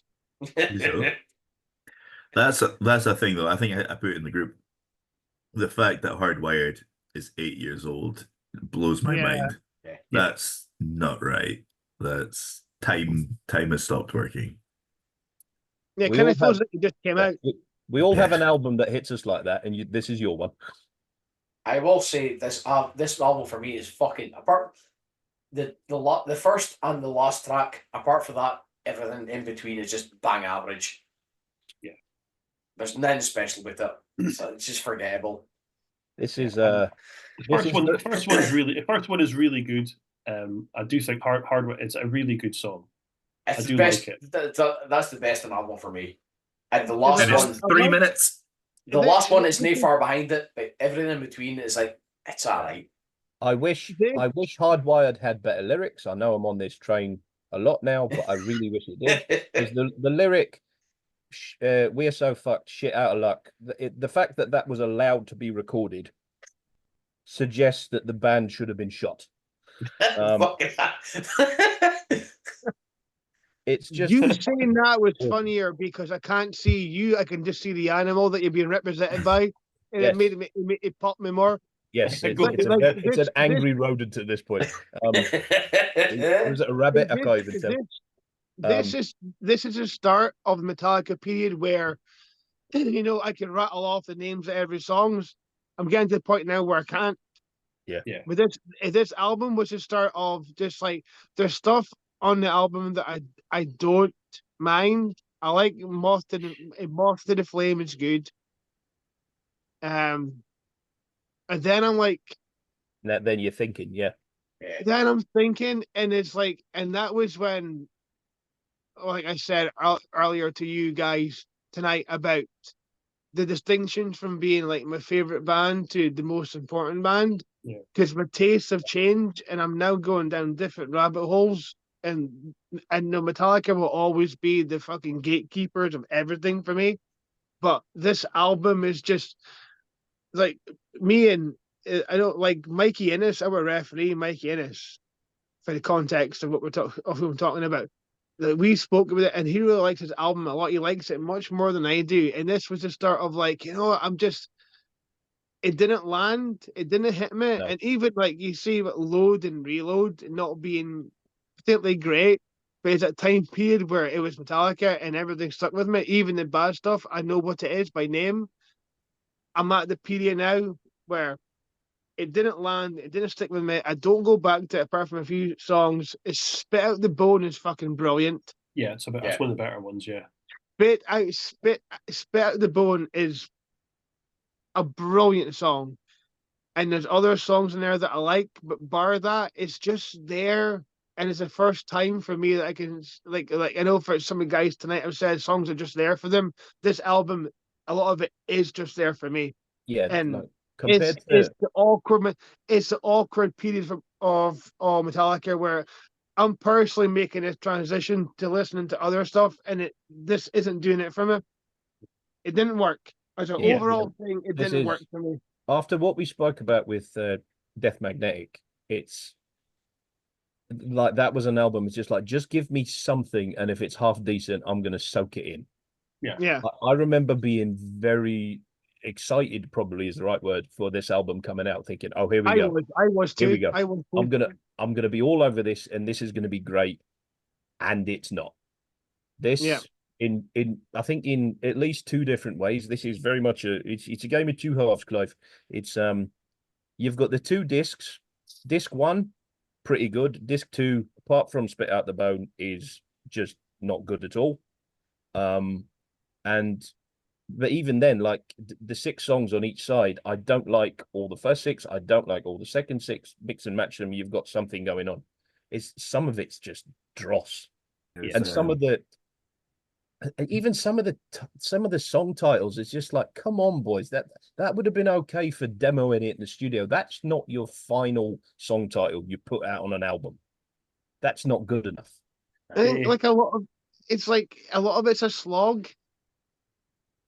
This was one of the worst ones for me. And sometimes I think that's even worse than something being like outwardly bad, because at least there's discussion to be had about it. It's just a slog. And it's not moving me in a good way or bad way. It's not moving me in any way. It's just it starts really well. I like the first 3 tracks. I like the first 4 tracks even. I like Moth into Flame. I like Halo on Fire. And then there's nothing to Spit Out the Bone. Halo on Fire is the worst one in here for me. I remember. But then a lot of these are just, for me, they're just 5s and 6s. Like, I like Hardwired, the first track, and I like Spit Out the Bone, the last track. Everything in between is just meh. I could take it or leave it. None of these songs would ever make a top 25. And I think it's because this is the one that where Kirk Hammett lost like all these riff ideas. He lost his phone in like Copenhagen or something, and it shows there's no input for Kirk on any of these. Yeah. Well, I had that as a note for the next album, because obviously he then came for the next album, where we'll get to. He's then like, oh, I've got all my ideas and I'm going to overcompensate. And then it's just like, really? This is you overcompensating? There's a lot of there's a lot of stuff on here, and it's basically I could echo this album and then 72 Seasons as well, and just be like, it all blends in. There's some stuff that's there's riffs and there's ideas on these albums, and it's same. I mean, the thing is, like, when Load and Reload came out, right, you go get the CD, so you would give it a time, you would listen to it, but there's no excuse like that excuse like is like even less acceptable, whereas like, oh, you had to go buy the CD back in the day, so if you didn't get into it, well, this is on Spotify. The 72 Seasons on Spotify. I've given them the chance. I've given them the time. I've generally sat and listened to them, or been out and listened to them, given them plenty of listens. And it's just, there's some stuff in here. It's just not very good. Yeah. It's just like, like I say, Hardwired. I think Hardwired's a brilliant opener. Really like it. Spit Out the Bone. Totally agree with what you have said. Other than those two, Moth into Flame, I think is for me one of the best one on the album. Okay. And then the rest I could just like leave. Genuinely. I mean, Moth. I think with Moth into Flame as well as. The best version of it is unbelievably, when I mentioned earlier with Metallica not knowing what they want to be, the best version of it is when they do it with fucking Lady Gaga. And it's brilliant work. Yeah, and it's generally like, and there's obviously I know the live broadcast was fucked up and it didn't know Hetfield's mic wasn't working. There's the B-roll footage of the rehearsal, and it's fucking great. Yeah. And it's like, they seem to be like, I'm not going to say revitalized by working with some lassie, because that's not what it is. But generally, it's like, all right, okay, there's them trying something different. Just like, oh, we're going to work with this. Like, we're going to work with the biggest pop star in the world because we're Metallica. And you know what? We'll do what we fucking want. We worked with this weird old beat poet, and you hated it. So now we're going to work. So now we're going to work with the biggest. We're going to work with the very biggest pop star in the world, and there's nothing you can do about it. You'll either like it or you can fuck off. But that's been a thing for a long time. Doing this stuff with Marianne Faithfull, like doing a double album of covers, doing a gig with an orchestra. Yeah, but it's like they got to the point where they could do whatever they want, but also like they had set the bar so high. Whether you like all the stuff in the first 5 albums, regardless of how you look at it, but the first 5 albums, they set the bar so high, and it's like, it doesn't matter who you are. It's like they did it, and anything else good is gravy now. Yeah. And it's like, it doesn't fucking matter because they're not chasing it; they've done it. See, my thing is working with her though is like, that's them working with somebody who's more popular than they are. And Yeah. probably other than when they were supporting Saxon or Diamond Head back in '82, that's probably the first time they've done that since then. See, Because she was in Yeah, 2016, she was undoubtedly more popular and more well known than they were. see, Oh, of course, my take on it is yes, that no doubt, of course, absolutely. my take on it is that I like the Lurie stuff. I think worked, but everything else they've gone. Fuck it, we'll go and do this. They've made it like the stuff with the orchestra, stuff with Lady Gaga, like you said. They've made it work. Yeah. So somehow they've pulled someone into it. It's like the cover stuff. Obviously there's bands that have done cover stuff before, but a lot of bands have done a whole fucking album worth of covers. I and, always and made it work. They're good enough. They've got that level that they can pull this shit off. And you think that should be shite, and it's not. I think me and Martyn have spoken about this like Metallica have got the ability to take a cover song and make it like there'll be a generation of people that think that is actually their song. I mean, after Load and Reload, whatever you think of Load and Reload, they then follow up with a covers album and an album with the orchestra, and they're both fucking really good, guys. I mean, those albums are fucking brilliant, in my opinion. And they've got that, they've got that uncanny ability to take like a cover song and make it their own. And there'll be people that won't know that that's a cover. They won't know that's Time Ahead or Budgie or Merciful Fate. If they threw that in a live set and there's just somebody in the crowd at a festival thinking, here's Metallica playing this song, that's a Metallica song. And they wouldn't get any different. Or the Misfits or whatever, whoever they're covering, people won't know. And like they're saying that they can do whatever the fuck they want. And like you said about, this would be the death of Metallica. No, it fucking won't. It doesn't matter what we think. It doesn't matter what anyone fucking thinks, because they're now a brand. They aren't a band, they're a brand. And they're gonna survive it. I'm just not.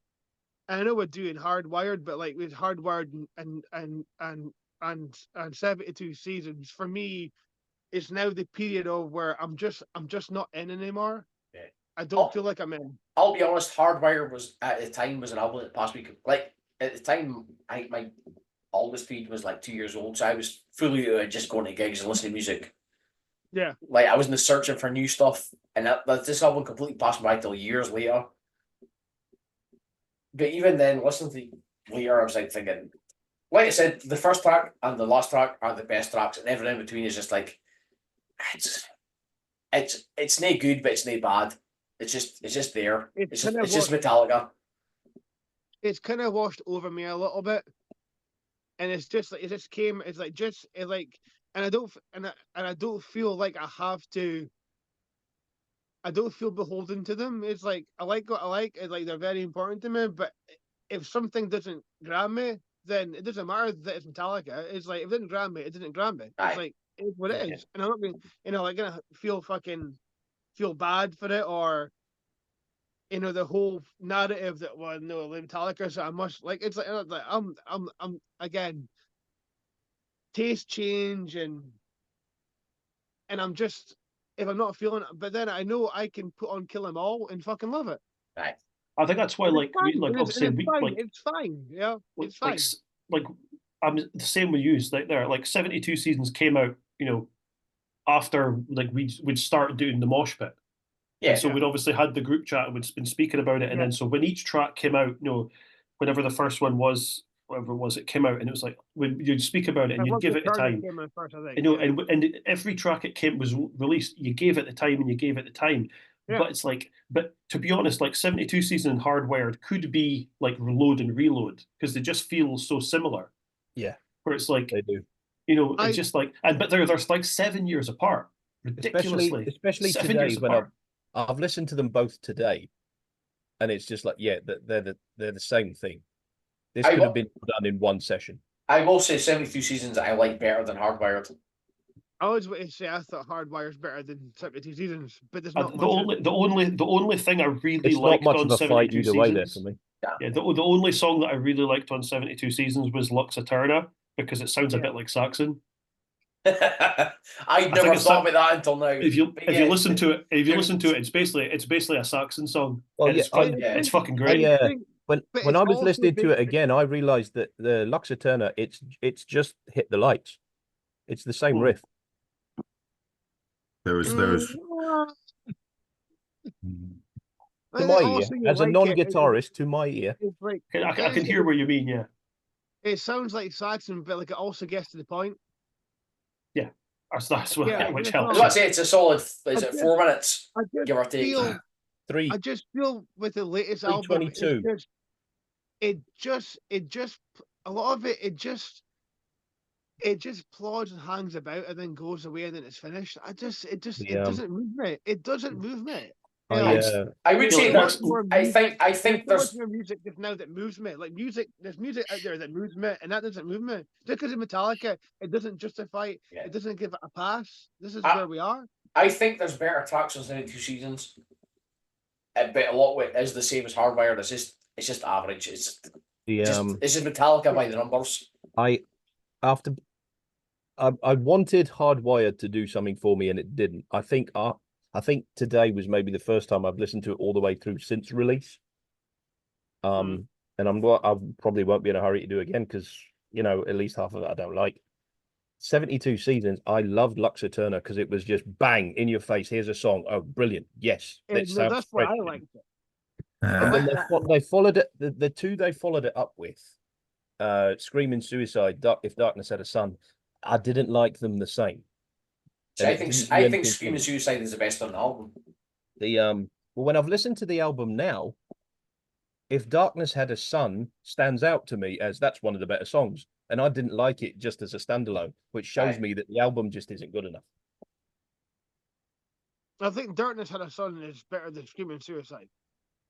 Yeah. I don't think there's much in it, but yeah, I think Screaming Suicide is, for me, that's the best track on the album. I can't think of any of the songs you're talking about. And that there is Caleb just summed it up totally there.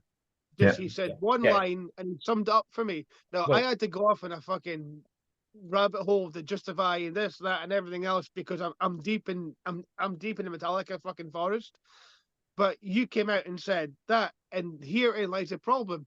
Nothing stuck with you because it's just there. And I think Martyn said it just kind of blended into one. It just kind of felt Like I said to you guys earlier on. Kill Them All, Ride, Master, Justice, Black Album. It's like, here's the individual tracks that we're getting, and now we're just like, it's just a mass. It doesn't resonate with me anymore. Like I said to you earlier, and when I put it in the chat, like the first 5 albums, I know pretty much inside out. After that, I can name you like the best and the worst stuff of the next 3, and the latest 3, I'd struggle to. If you asked me to name any tracks, I would struggle. Yeah, I could name the tracks, but I couldn't replace them. I was the same when I was looking at it. This album is less than 18 months old. Yeah, I could have named you 3 songs. Yeah, that I agree with. I'm not bothered. With what Vigo's saying. I agree with it. Apart from Death Magnetic, because that album is fucking. Well, yeah, right. But apart from that, I agree with you and agree with what Noah Thunder saying, and Caleb summed it up like we've all had to fucking go in different like we went blah blah blah, and Caleb said, "Here's one sentence, boom," and he nailed it. He summed it up for everyone. He almost made up for the 4 Horsemen debacle from earlier on. Almost. And I say that as a man who also thinks Mechanics is fucking great. Yeah, but I prefer Megadeth to Metallica. And the interesting thing, I remember we were in the pub one night and you just came out with it. It was no context. We were just saying, and you turned to me and said, I think I like Megadeth more than Metallica. And I said, talk to me about it. I didn't get annoyed. Talk to me about it because I fucking love both bands. Talk to me about it. See, that was the one that got me like the one moving in probably for, I think it was a Christmas night out. I was like, Anthrax are the best of the big 4. And it just like you are just looking like the fuck you did. Like no, genuine. It's like he said or much. Get him out of here. Yeah. I was like, Finally, someone had you the having a balls to strong say it. opinion. I appreciate you having a strong opinion, but go the fuck home. But thing is as well, like Thunder saying there is like this album's 18, that last album's 18 months old, right? And when you watch the videos of the tour, all the branding is the yellow background, the logo, the pram, all the cot, all the stuff, but it's like but nothing from the album sticks out. And they're playing what is it, Inamorata, they're making that be like their centerpiece of the show for one of the nights. Now it's maybe part of the problem is that they haven't milked this country a lot because they've only done download. Maybe if they'd been here this summer, and done a bunch of stadiums, doing 2 nights, whatever, it might be different. I think it's still coming, but yeah, it's coming. But it's like a case of like the album's 18 months old now. By next year, it'll be fucking 2.5 years old. People have forgotten about it, and it's like a case of like, oh, are you still going to be hawking this 2.5-year-old album that nobody cares about? Yeah. And you're still like, oh, but this means this. Like, it's not going to work. And we're waiting on them touring, and but they're not going. They're going to tour next year. But is anybody going to give a fuck about that album? I just don't care. I just don't care about it. Yeah. Nah. I like the fact that they are you're right. I releasing don't new care about stuff. it. I think it's good that they're doing it. People will love someone out there will love 72 seasons.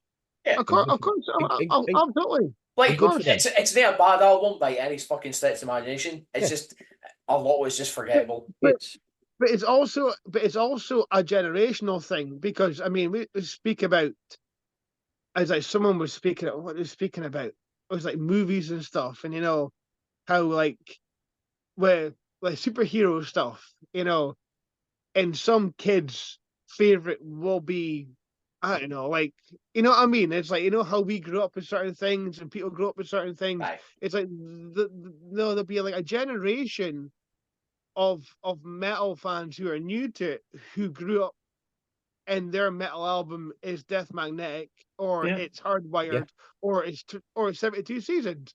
It's like we just spent the better part of our evening talking about stuff from 83 to present day, but there's going to be a generation of people who don't give a fuck or know about 83 to 91. They're not going to know about 96, 97 or 2003. All they're going to know about is the album that came out now, and their master is going to be 72 Seasons, or their master is going to be Hardwired, where we're going, well, what the fuck, but we're fucking bitter, cynical and jaded metal fans because for like a lot of younger people, that's theirs, Yeah, Dyer's Eve won't be on the This is Metallica Spotify playlist, so they'll be like, "Oh, fuck off, Grandad."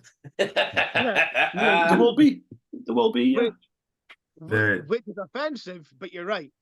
There's I think how I can sum up my thoughts on Hardwired and 72 Seasons is I drove up the road, got out of the car, the album stopped, I went to training, did shit, came back out, started the car, and a song started up, and it was kind of like meh for like 30 seconds, and then it kicked into the bridge, and the bridge in the solo and the outro was fucking great.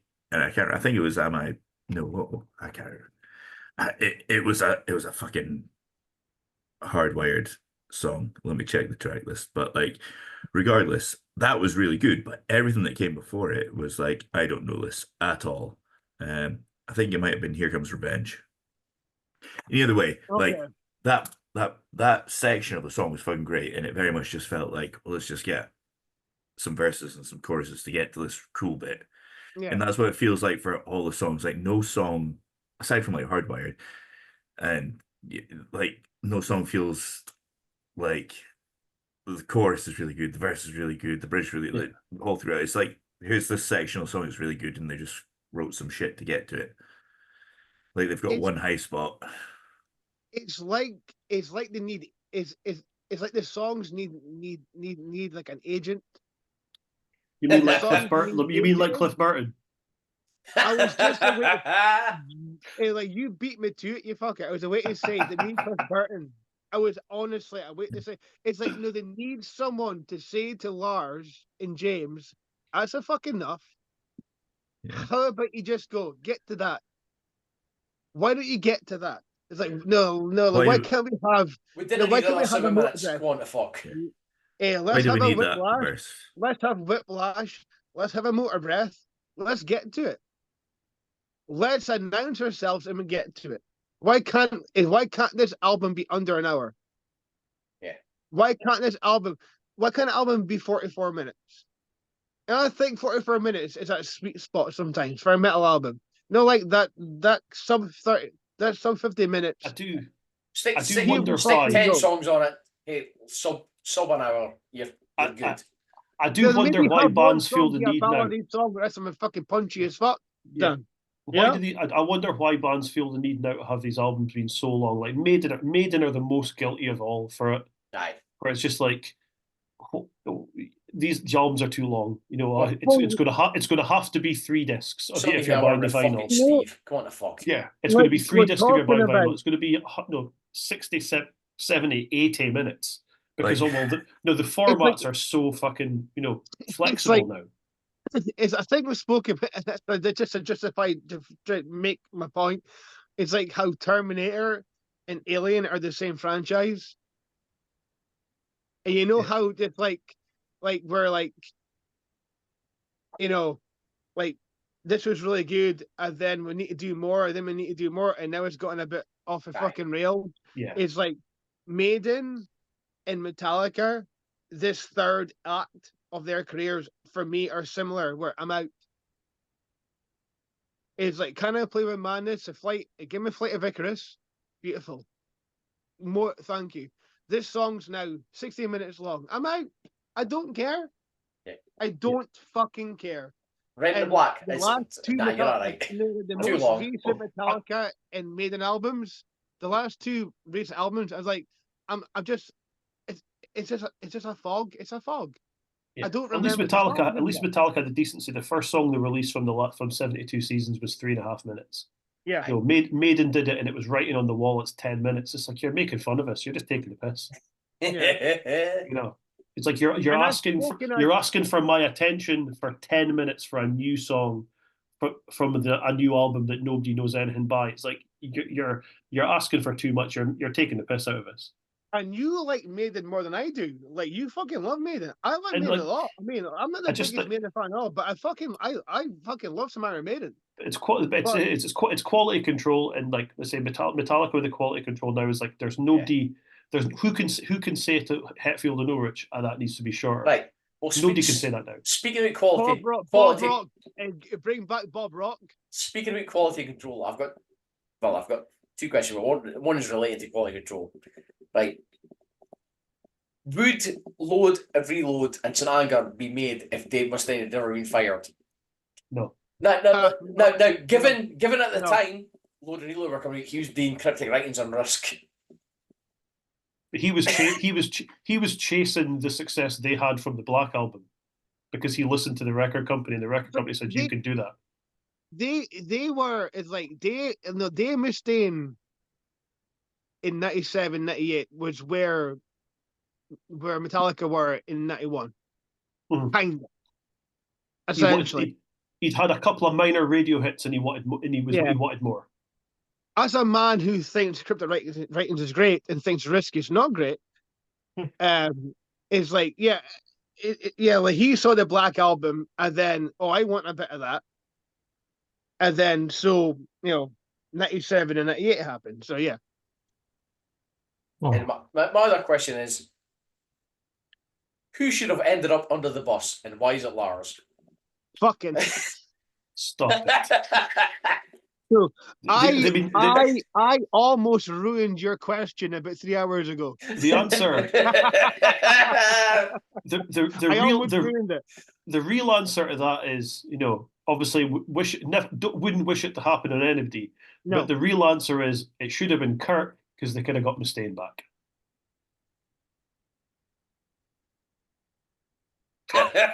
Silence. Well, Martyn is a known Dave Mustaine apologist, and I don't mean it as an insult at all. I don't know. I- Hey, I like, prefer a world we where we've got motivate Metallica and Megadeth. That's If what I we, prefer. Yeah. if Like- Mustaine had stayed in the band, you don't get Lightning and Puppets the way you get them. No. I mean, the thing Yeah. is, if Mustaine had stayed in the band, I wouldn't have gotten Rust in Peace. So I'm happy the way things have There we go. turned out. No, it and wouldn't as have well, got like so far, Mustaine, so good. So what? Which is their best album? But there you go. Dave and Cliff didn't have to interact for very, very long at all.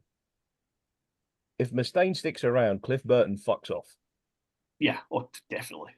So Yeah, therefore, because it would have been. Yeah, I'm not. Yeah, I'm out here by. I wouldn't therefore know. I would peace and love. Fuck you, Metallica, bye. Metallica get to like 87, they drink themselves into oblivion, and you never hear from them again. Yeah, one of them All right, probably. So one Dave of stays them in probably Metallica dies. and Cliff formed Megadeth. Cliff and Dave Ellefson go touring together as some sort of Just- lead bass double I just bill. need bass solos, like Spinal Tap. That's all it is.